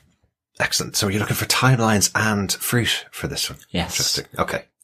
Sit in front of the TV with the subtitles on and take them all down. Once the question's known, it's relatively easy to answer. That's true. I guess. So, as we leave the pub, gentlemen, let's leave the pub and walk over to Feedback Avenue. Stagger over, I think. Maybe with a kebab in hand. Oh, do you remember those days when we used to have pubs? Oh. On to feedback. Yes, as I mentioned earlier on, we're going to save some of the feedback for our spoiler section at the end of the episode, so we don't spoil anything that's been ruined by the marketing material. Our first piece of feedback is an email from Parthenia Locklear. She says, "Happy New Year, fellow defenders. Getting right to it. Having this show set in the 50s was very interesting. I know you guys referenced or compared it to I Love Lucy. Interestingly enough, that show never popped into my mind. Instead, I immediately thought of the show Bewitched. Snap. The wife was a witch and they lived in suburbia trying to live the normal life, always trying to avoid being found out. The husband was the quirky one, which Vision is playing out quite well in this show. The show also has a very Truman Show vibe as well, as you mentioned. At first I thought the neighbour was being placed there to keep an eye on them or get more info, but as I binged into episode 2, my feelings changed about her. Did anyone else ever notice that Wanda didn't seem to have total control of her magic? She could clean the house, magically make breakfast for dinner, but roasting a chicken was just too much, and then reversing it was also not quite right. Also, I noticed the time shifting. With their clothing, it was definitely the 50s in the first episode, and then the second episode she was wearing a cardigan and pants, which they made note of. The second episode confirmed the Bewitched theme for me, when they used magic in the magic show to hide their magic. I loved it. Vision is here, but all of this is really happening to Wanda and some of the other characters like Geraldine. I feel like they were in a psychological construct, maybe even a jail of some sort. Alternate universe, maybe? I'm totally interested in seeing how Sword is tied in. I may have to confer with my cousin to refresh my comic book memories. I enjoyed episode 1, but episode 2 was a bit weird and drawn out for me. The expedited pregnancy wasn't weird at all. Insert sarcasm. For the children, I suppose. Anyways, glad to be tuning in with you all again. Until next time, Parthenia. Thank you so much, Parthenia, and it's so good to have you back and in the fold. One of us, insert the sarcasm, and for the children, all in one go. Yes. You don't need to go to your cousin for your Sword comic book memories. Feel free to head on over to our Facebook group, which I know you're there, and just ask any questions you have. And both, I'm sure the fellow defenders and myself will be happy to answer if you cannot get the answers from your cousin. Yeah, absolutely. Yeah, thanks, Parthenia, and Happy New Year as well to you and all the fellow defenders. Yeah, I think episode 3 kind of just will answer some of those questions a bit more as well around the people in the show, or at least give you a bit more insight, possibly expand the theories that are being generated through the show. Yeah. Thanks again, Parthenia. We also got an email from Jolie Bradshaw. Hi guys, I just wanted to reach out and tell you how much I've loved and appreciated your podcasts. Thank you, Jolie. I took the first lockdown to binge watch the MCU with all TV shows, which I hadn't watched before. I now listen to your podcast whilst I'm out on deliveries, to the point where I feel like you guys now just come to work with me. Oh, yeah. I'm happy to get out of my house, so yeah, I'm happy to go to deliveries. Yeah, absolutely. They have given me so much insight to the Marvel world. I was always a bit of a fan, but now I'm completely down the rabbit hole, obsessed with the MCU, and I love it. The detail in your shows are incredible. I was just as excited to listen as I was to watch the next episode of the Defender series. Such a good way to debrief, so thanks. Oh, thank you so much, Jolie. That's really nice to say. Yeah. Jolie says, loved the first 2 episodes of WandaVision. I could talk about them all day, and I'm so intrigued to know where it's heading. The guy on the radio sounded like Phil Coulson. Oh, there's another one. A 4th member of our radio group. It's almost a band. It is. Since he's AI, it would make sense. Could the female potential agent from S.W.O.R.D. who was watching on episode 1 be Daisy Johnson? Ooh, yeah, exactly. Maybe a real tie-in to Agents of S.H.I.E.L.D. As we've kind of mentioned on this episode, a little, or at least a little nod, I guess. Yeah. Also, was Agents of S.H.I.E.L.D. watched enough for that? Is that why they put it on Disney Plus? So many questions. But I guess that's the excitement, even if I'm way off. I love the spark of imagination. Kind regards, Jolie. I think that's right, Jolie. Yeah, it allows you to just go anywhere with the theories and the speculation, which is really good. And certainly, I guess, with this show, because it is a really different take to anything that's happened with Marvel TV and with the MCU. It's risky, but it means even if you're just at the end of episode 1, like I think I was, which was just kind of like, what has just happened there? It is, you kind of look back at it and maybe you can begin to sort of at least get some kind of coherent thought about how it's going. So it is really good. The spark of imagination. Absolutely. And you know how much I'd love if this was tied into Agents of S.H.I.E.L.D. I would absolutely love it. There was that moment at the end of Agents of S.H.I.E.L.D., not to spoil it, but there was a thought that one of the characters from Agents of S.H.I.E.L.D. was going off to set up S.W.O.R.D. I remember people making posters for Agents of S.W.O.R.D., the sequel series coming from Agents of S.H.I.E.L.D. as kind of, fan-made posters, obviously. So, you never know. Maybe this is connected to Agents of S.H.I.E.L.D. Yeah, maybe it's another spin-off. Agents of S.H.I.E.L.D. in space. Also S.W.O.R.D. Oh, stop it. And one of the things, Jolie, I know we've all had a really tough year with lockdowns. Podcasts have really, really helped me get through them. I've listened to so many podcasts over the last year, and I'm so glad we've been able to provide some enjoyment for you over the last year. We are out in delivery with you, seeing all those wonderful houses that you're going to that we can't get out of our house to see. Yes, thank you so much for the feedback. We also got one final email piece of feedback from 084 who had this to say, I don't know how many thoughts I even have after watching episode 3. Wanda continuously trying to plug little leaks in her dream life was both incredibly fun and frustrating in the best way. We finally get Billy and Tommy, though it remains to be seen if these are the kids that eventually join the Young Avengers or if they have to be reincarnated like in the source material. When Geraldine makes the biggest leak yet, we finally get a good look at the outside world and some amazingly modern special effects. And I'm excited to explore more of that character and get a glimpse of S.W.O.R.D. Very, very excited to see how this keeps unraveling. Oh, and if you're complaining about the pacing of the show, you're watching it wrong. Don't know what else to tell you. I leave social media alone before I watch a new episode, but I almost want to leave it alone after too, because at this point, I think people are nitpicking for the sake of nitpicking, and it kind of sucks. Until next time, 084. Thank you so much, 084. Yes, really interested, as we'd already talked about Billy and Tommy, and Geraldine and S.W.O.R.D. We've covered that a lot. In terms of the pacing of the show, I hope you don't think I'm nitpicking.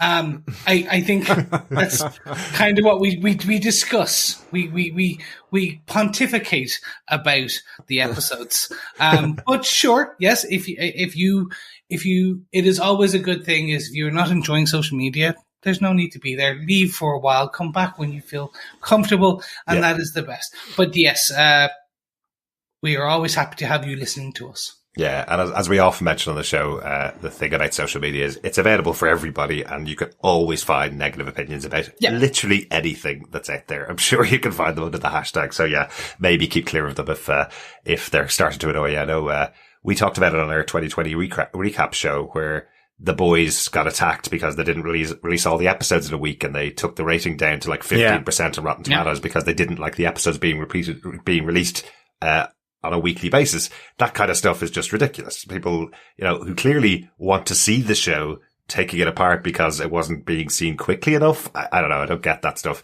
Star Trek Picard was almost ruined for me by the amount of people just attacking the show that weren't actually watching it, So hopefully that doesn't happen with WandaVision.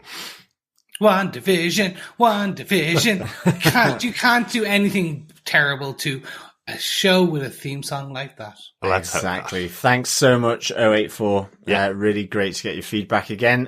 Over on Facebook, first up is Salim Akisla. I loved these first 2 episodes. Maybe I'm just being diplomatic, but it seems to me that this series is pulling elements from all of those old TV shows I remember watching on Nick at Night in the 90s. And it isn't strictly this episode is this show, and that episode is that show. Exactly. Elizabeth Olsen shines brilliantly in this version of the Wanda Maximoff role. I didn't think Paul Bettany was given much to do in episode 1, but he definitely caught up in episode 2 with the magic act and the bit with the gum.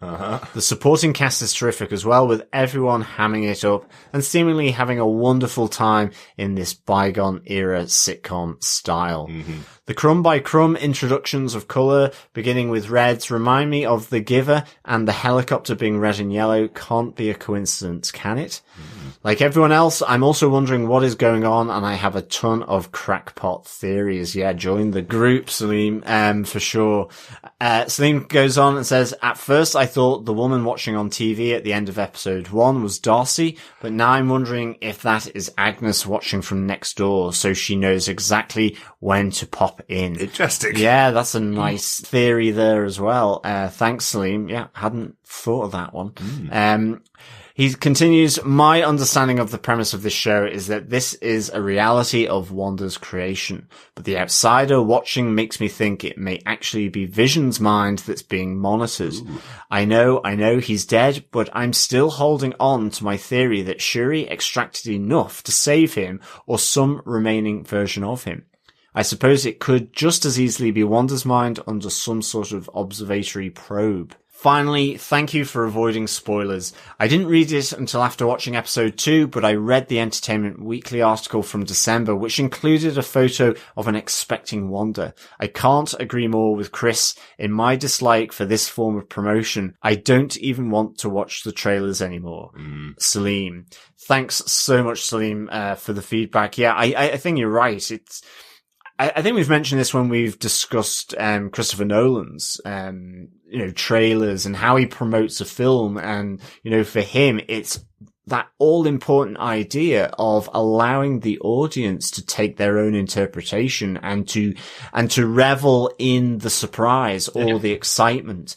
And yeah, some of this promotion is just frankly bonkers, and I guess it's driven a lot by people just wanting to know, and you're like, well, just come at it, I suppose as a Liverpudlian would say, patience, I guess, really just, breathe it in, digest it, experience it, and enjoy those moments of surprise, tension, and whatever. I think mostly for me, though, it is the spoiling for sure. Well, we will talk about that in our spoiler section later on. That's exactly the thing we're going to talk about. Now. We are going to talk about that because we are getting feedback in about it. We will talk about it definitely. So I would suggest, Salim, not to listen to that section at the end of the episode.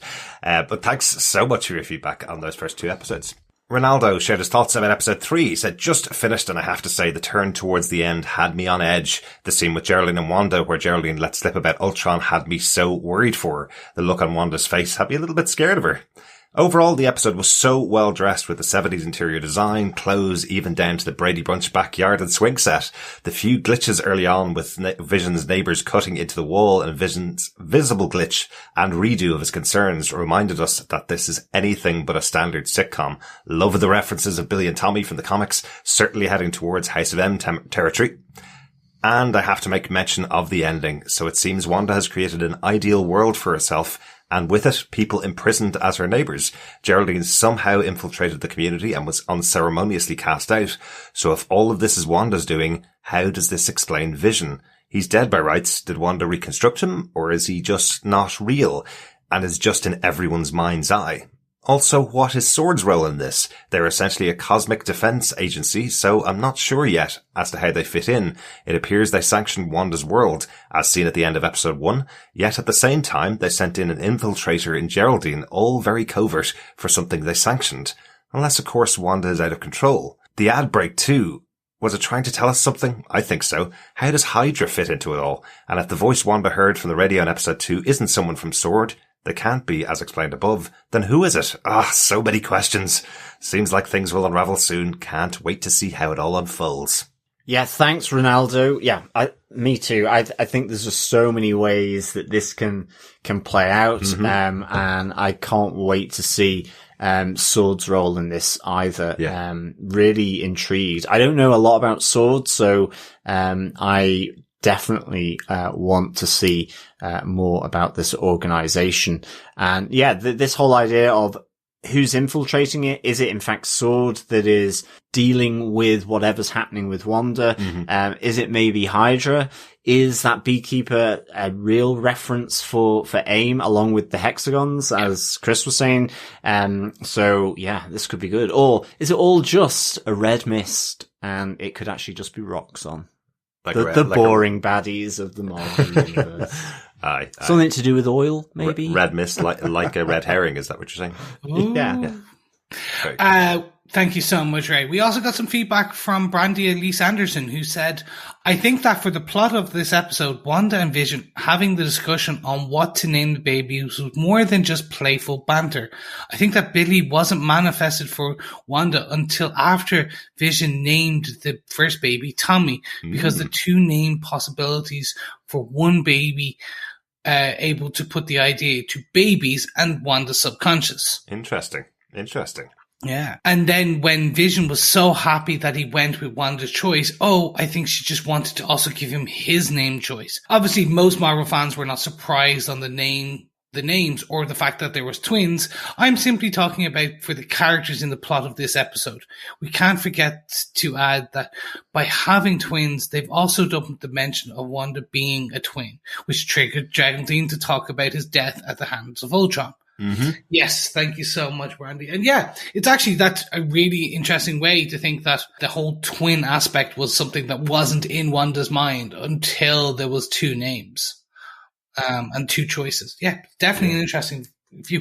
Absolutely, yeah. Thanks so much, Brandy. Yeah, thanks, Brandy. Donald Dennis says, so much symbolism in this episode. Geraldine and the apple, the butterflies, the references to Shakespeare and the whole world being a stage, the stork being the most blatant, the water from the ceiling symbolizing both water breaking and as a baptism. Ooh. Also, the age between the main actors is really obvious in this episode. It's super obvious.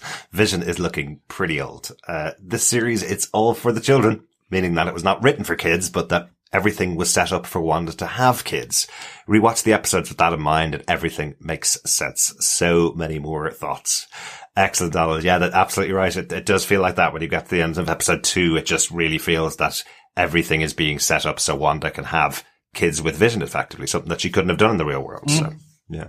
Yeah, thanks, Donald. Really, the symbolism is peppered throughout here. I didn't catch the baptism one, but that's pretty good. Yeah.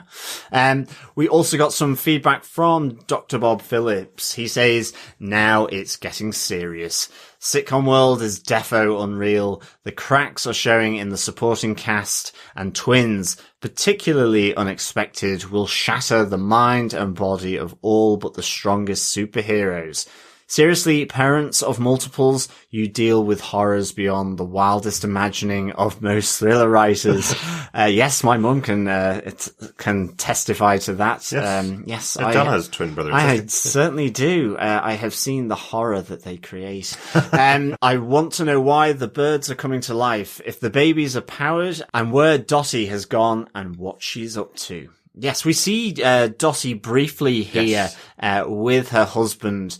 I keep calling him Norm, but it's not. No, it's Phil. It's Phil. I don't know where I got Norm from. Phil with the mustache. The internet started calling him a younger version of David Schwimmer, which is hilarious. So I don't know what it is. It's like as if David Schwimmer has put on a mustache and now he appears in this show. It's very bizarre. But yeah, so it looks like Dottie's married to Phil, the guy who got fired in the first episode from the company that Vision was working for. So that's quite interesting. The two of them are connected that way. Yeah, there's definitely some wild theories as to who Dottie and Phil are out on the internet. So let's have a look. Like if they're just names to a character in an eventual episode further down the line, I will explain the comic book rationale of who those names are. All I've been doing is just absolutely loving the actor who plays Phil on Instagram. He's been putting up all of these great theories that it is he is David Schwimmer. That's been great fun. I wonder, because he's got the tash, he could be a dead spit for Doctor Strange. Maybe. I doubt it. I'm just trying to. I just want to start to see the Doctor Strange references here. Come on, MCU. I think you just want Doctor Strange in everything. Yeah. Well, why not? Why not? Heather Wallace had this to say: stellar episode. The detailed attention to recreating sitcoms from different decades is meticulous and so impressive. From tonight's opening song, reminiscent of the Partridge Family, the house set from the Brady Bunch, and the parody of how producers tried to hide an actress's pregnancy. It was all so well done. I love Paul Bettany's take on Vision in the setting. He is charming and awkward. It's nice follow-in from the scene of him making Wanda dinner in Civil War. Elizabeth Olsen is marvelous. 1 second comedic, grieving as she remembered her brother, and then sinister. Yeah. Wanda's face as she told Vision Geraldine had to go home straight away was frightening.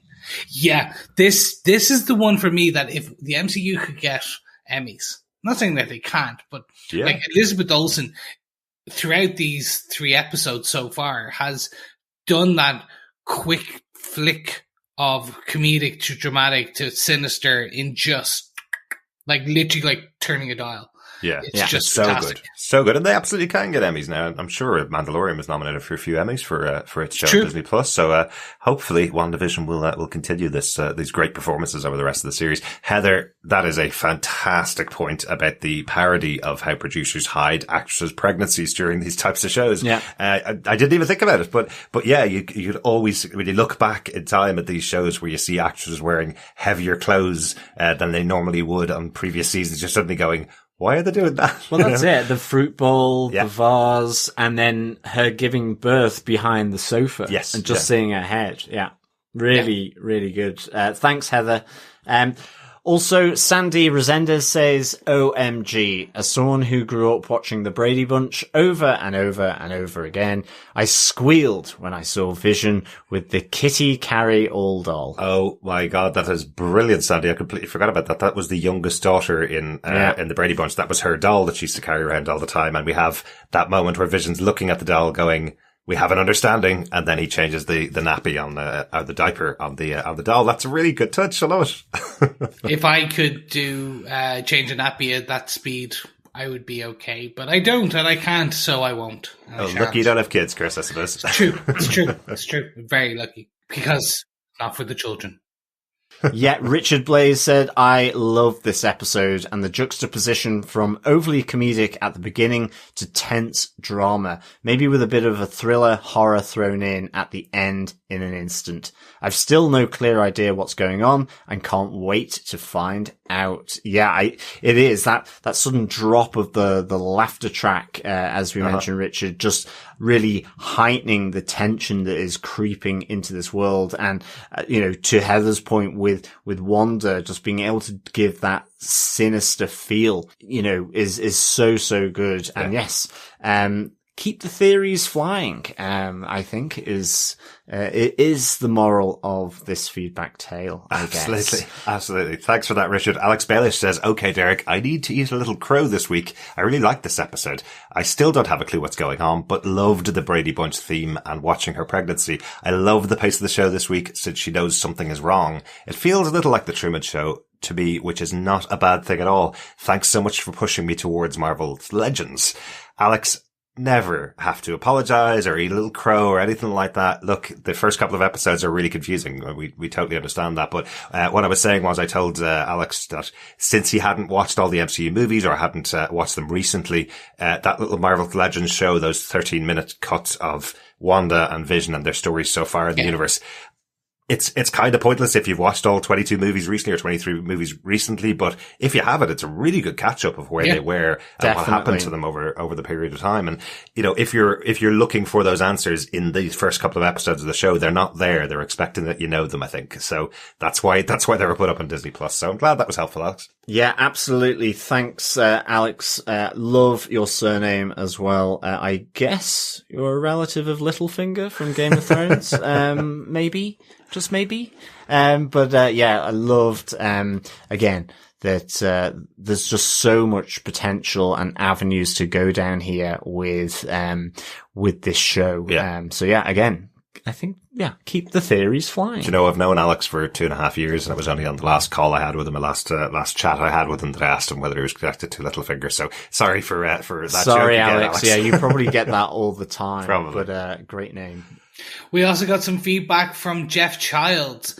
The set for this episode has Brady Bunch touches. I love the TV trope of hiding an actress's pregnancy by having her wear big clothes, hold things, and stand behind stuff. The Doctor, Herb, and Agnes have some idea what's going on. It could be like the Bill Mummy episode of The Twilight Zone, and everyone is afraid to say anything.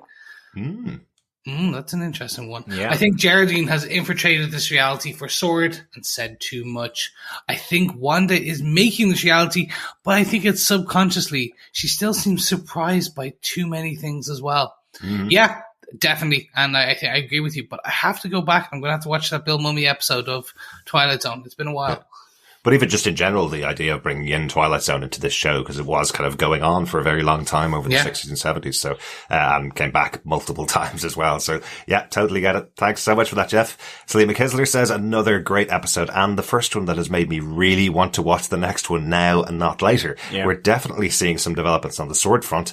It looks to me like Agnes and Herb and possibly all of the secondary characters are Sword agents or Sword plants.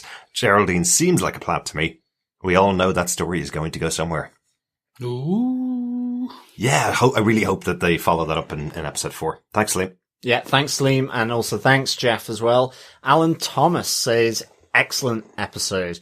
I posted in the episode 2 reaction thread that I went from 3 out of 5 in episode 1 to 4 out of 5 in episode 2. Now I'm up to 5 out of 5.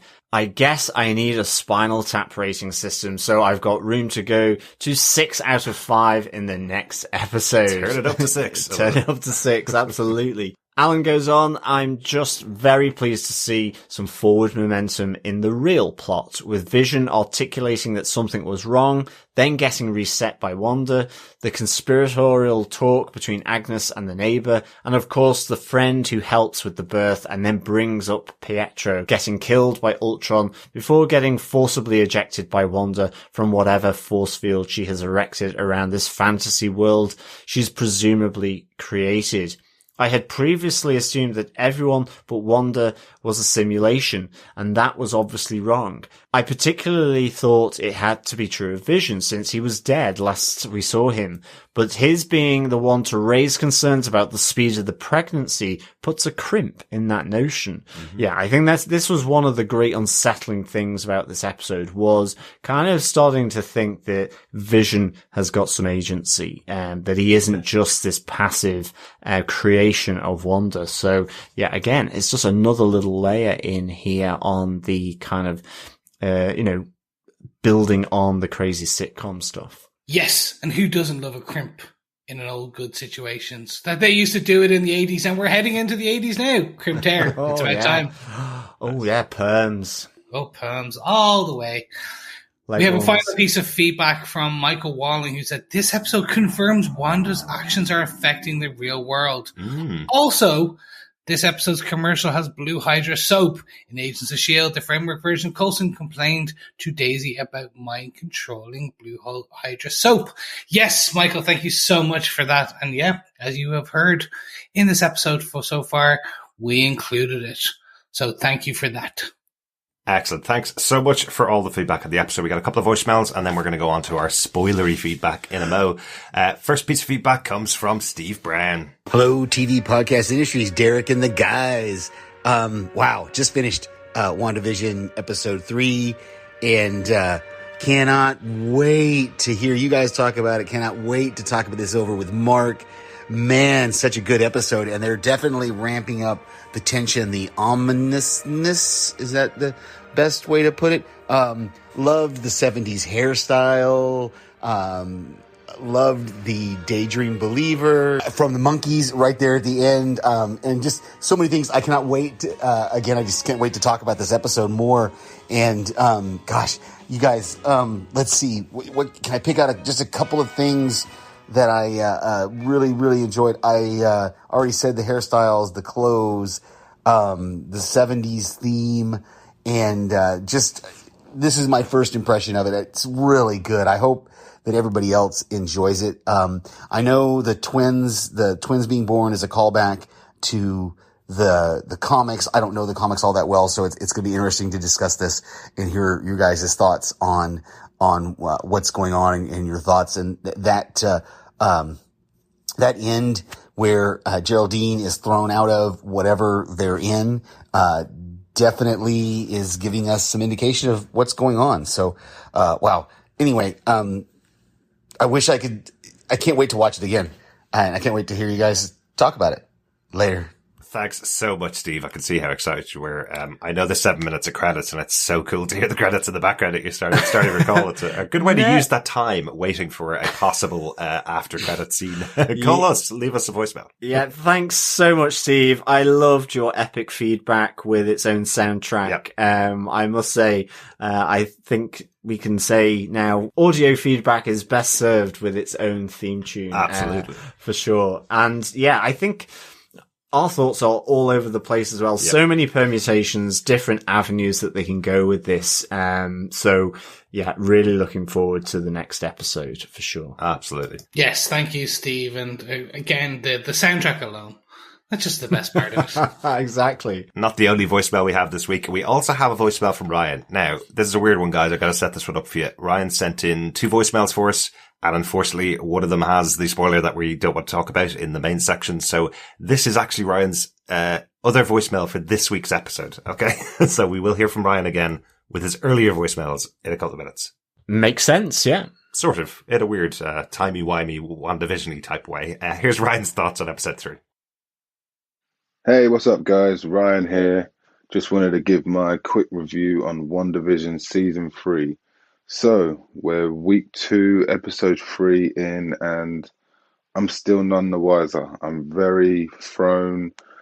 I'm enjoying it, and maybe it's because we've had no Marvel in a year that I am enjoying it, but it is starting to drag on a little bit for me, so I'm hoping that this doesn't go on too much longer without getting a little bit more explanations than what we're getting at the moment. Like I said in my last review, I think this series is going to be wicked when you can binge it when it's finished.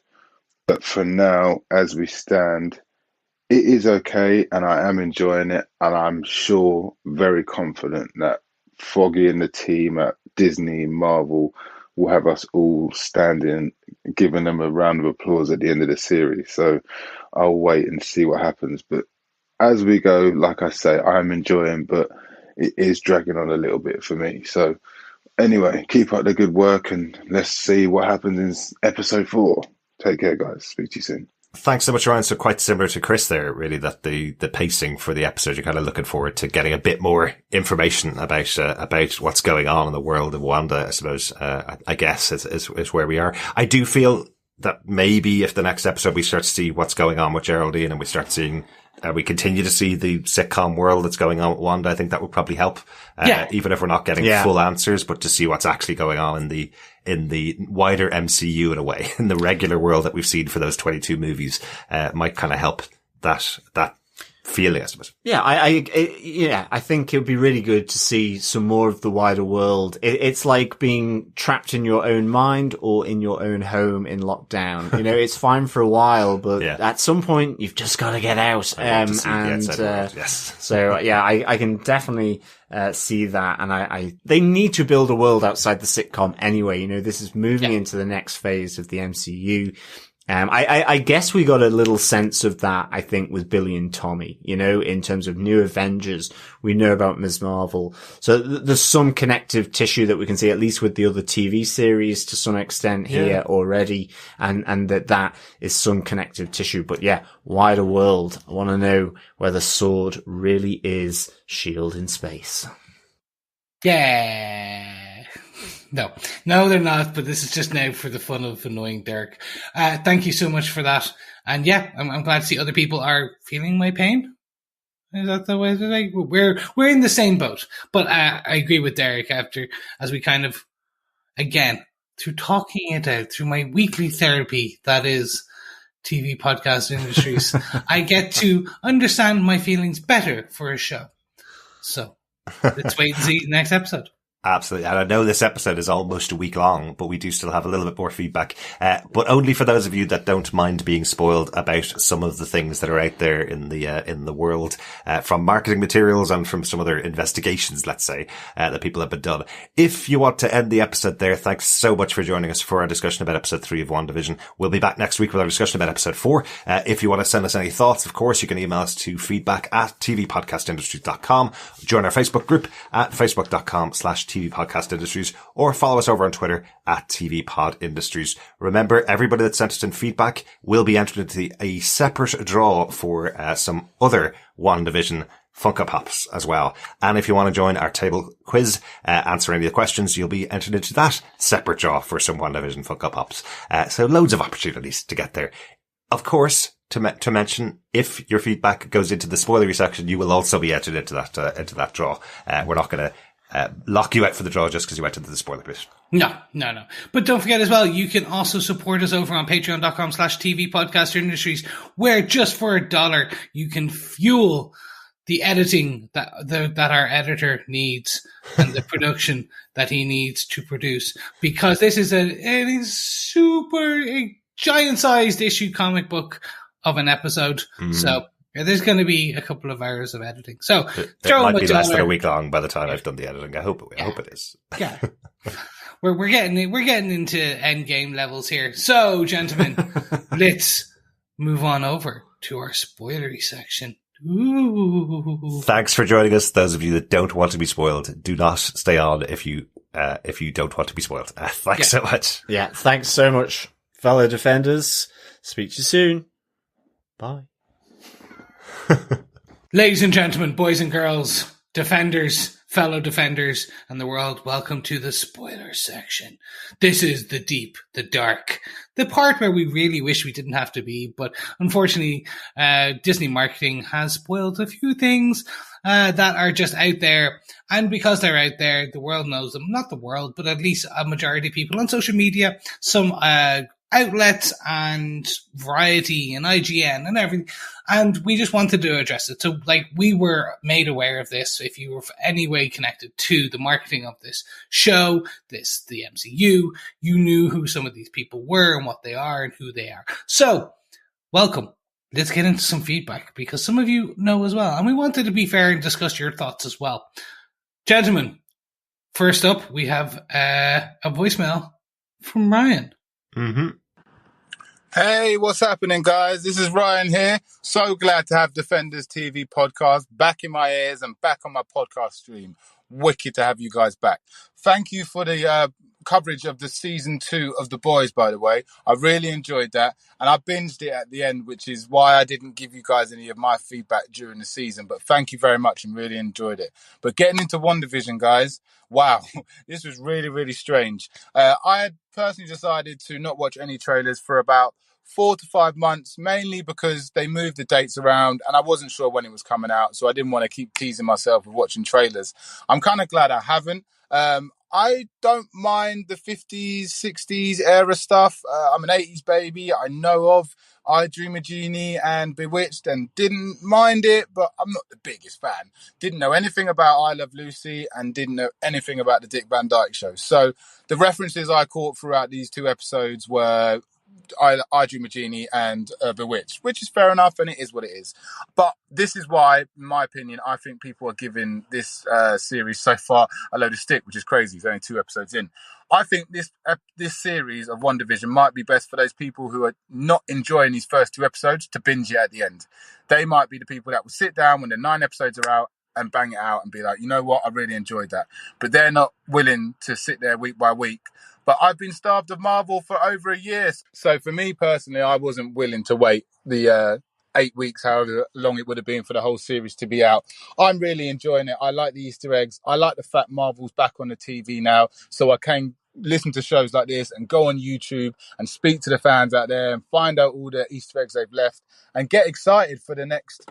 Let's be honest, the next year of Marvel is going to be amazing. And especially with the way Disney Plus did this, they've absolutely smashed it out of the park with Star Wars and The Mandalorian, in my opinion. And I'm sure that there'll be people out there that agree with me. I'm sure there are people that disagree, but that is my opinion. And this Disney Plus stuff so far is doing really, really, really good, in my opinion. One thing I did want to mention to you guys and the fellow defenders out there, I'm sure that you've heard this. I'm not going to take credit at all. The voice coming through the radio in episode 2, talking to Wanda, asking her, who's doing this to you? Who's doing this to you, Wanda? I think it might... Sorry, no, I take that back. I've heard that it might be the FBI agent that is in Ant-Man, that is always trying to bust Paul in Ant-Man. So let's see. I've just called him Paul, as in Paul Rudd. Sorry. The FBI agent who's always trying to bust Ant-Man in the Ant-Man films. Not sure of his name, but that's what I've heard in the grapevine. I'm sure by the time you get this, you would have heard that.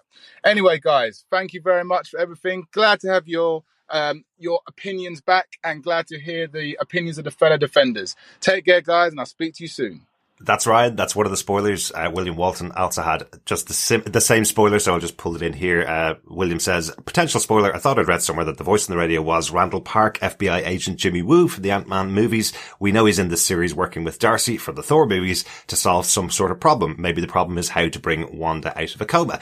So this is what we're talking about when we're talking about spoilers that we don't want to talk about on the podcast, on the central podcast, because not everybody's seen those trailers. Not everybody knows the casting of characters coming up on the show. So, basically, just to put it together, and Ryan, thank you so much for being back. Great to have you back with us for Defenders TV podcast. I know you've been with us right back to Daredevil, I think, and at least Luke Cage and a lot of the Defenders shows. So great to have you back. And William, thank you so much for your feedback as well. The Jimmy Woo thing, okay, so just to show you where this actually came from, Marvel specifically removed the name Randall Park from the credits of the Disney Plus show. His voice is the voice on the radio. It is Jimmy Woo, played by Randall Park, on that episode. So all the wonderful speculation that our fellow defenders have had about who it could be, unfortunately, is spoiled. And the reason it's been spoiled is because on the credits for the foreign language actors that lend their voice to the show in all the other countries that Disney Plus is in, they credited an actor with the role of FBI agent Jimmy Woo, or Agent Jimmy Woo, in the show. So, unfortunately, all of our speculation has to go out the window. We now know that it's Jimmy Woo. Completely different. I don't think any of us guessed that it was going to be Jimmy Woo. I thought our 4-piece band was shaping up really well, actually. Well, it's a 5-piece now. Well, it's a 5-piece. Or Jimmy Woo solo. It's a solo now. We know who it is. So, unfortunately, but there's nothing wrong with that. Of course, that's a great way to connect in a character that's going to be appearing in the show in the future. It's just unfortunate that this type of stuff where they've announced someone that's going to appear in the show and they make a big fanfare out of the character being in the show and then he's not there for 3 episodes. Disney clearly wanted to keep it a secret who that person was, because they wouldn't have removed his name from the titles if they didn't want to keep it secret. So that's why it's appearing in this section here. And it may be it probably for legal reasons why they have to credit the person doing that voice with the role that they have in other countries. It might not be in all countries. So it's just one of those things that happens, even though you want to have the secret. It ends up having to come out for other reasons. That are actually contacting the people that are doing those credits for France or for Spain or for Germany or wherever, telling them, could you just remove that person's name from the titles? That's probably a bit too much work to keep the secret, but that's where it was found.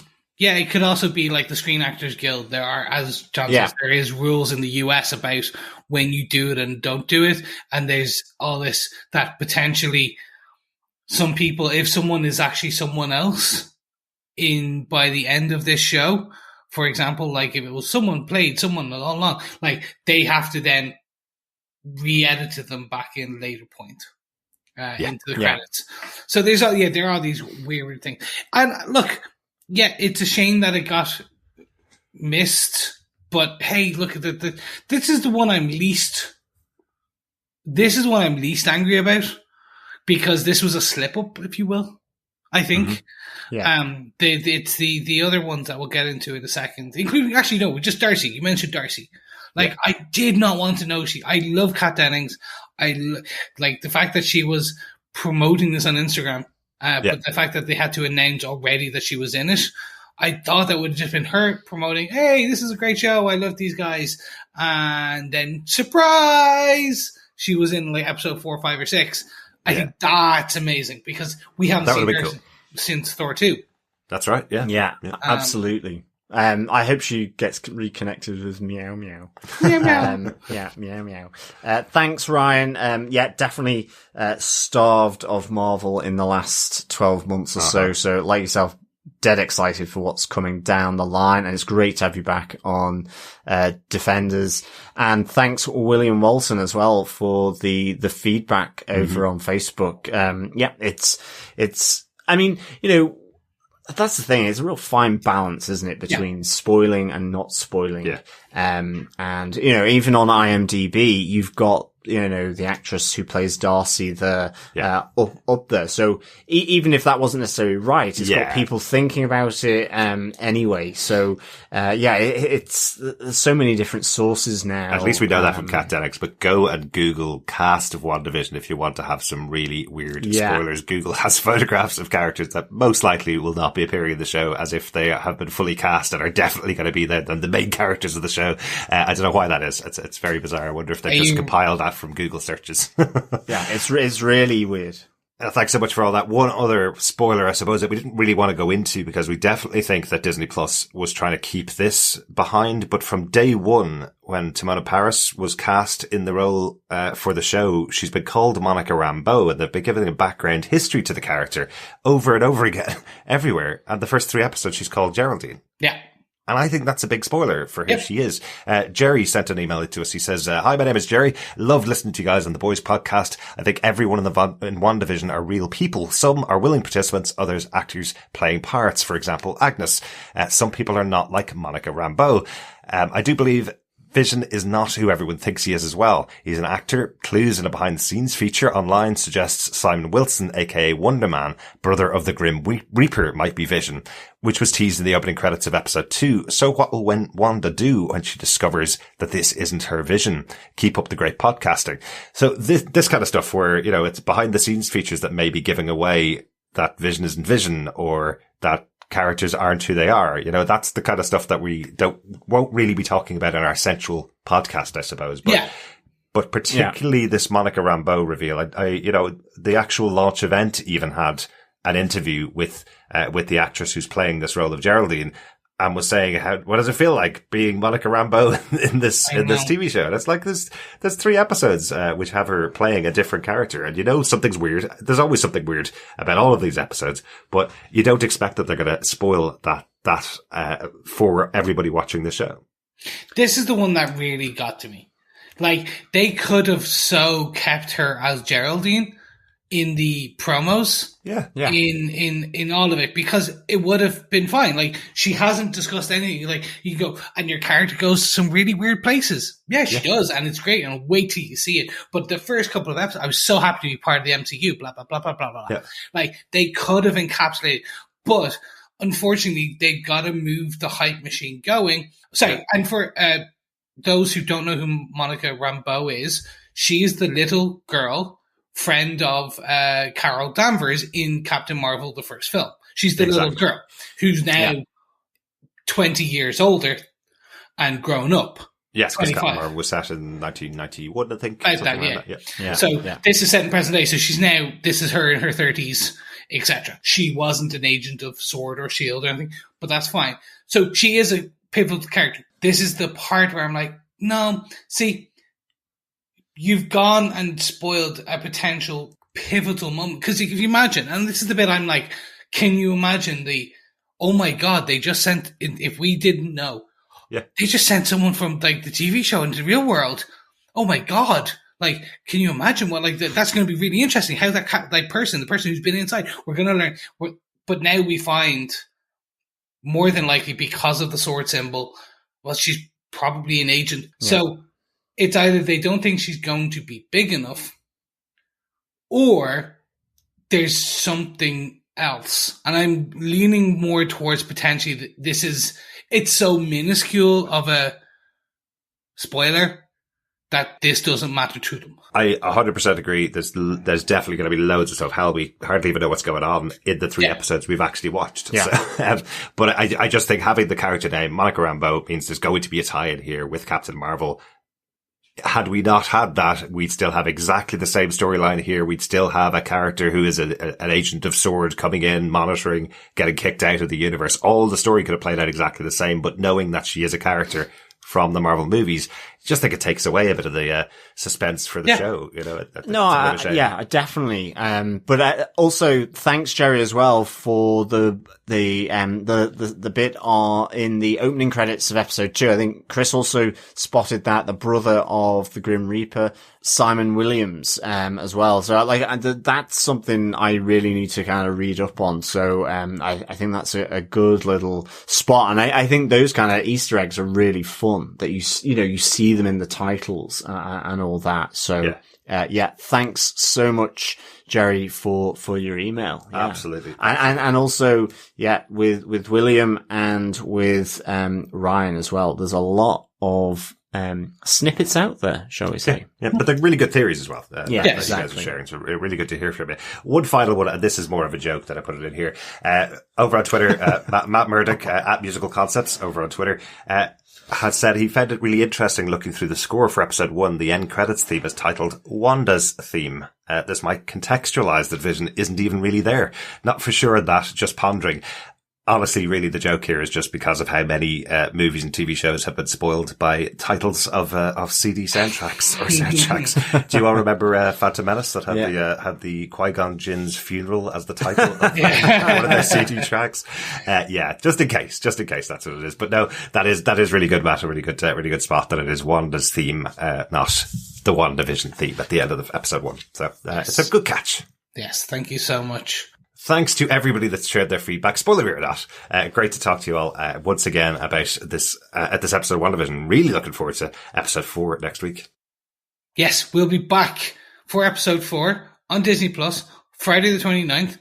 Be there, be square. We'll actually we'll be watching on Friday the 29th. Obviously, you won't be listening to us till after that. But thank you so much for joining us. And we'll see you soon, because we're in the spoilery zone. Yes, thank you so much, fellow defenders, for joining us. Well, I'd better get going. That macrame isn't going to hitch itself. Hey! And of course, remember, keep watching, keep listening, and keep daydreaming. Bye. Bye. Bye.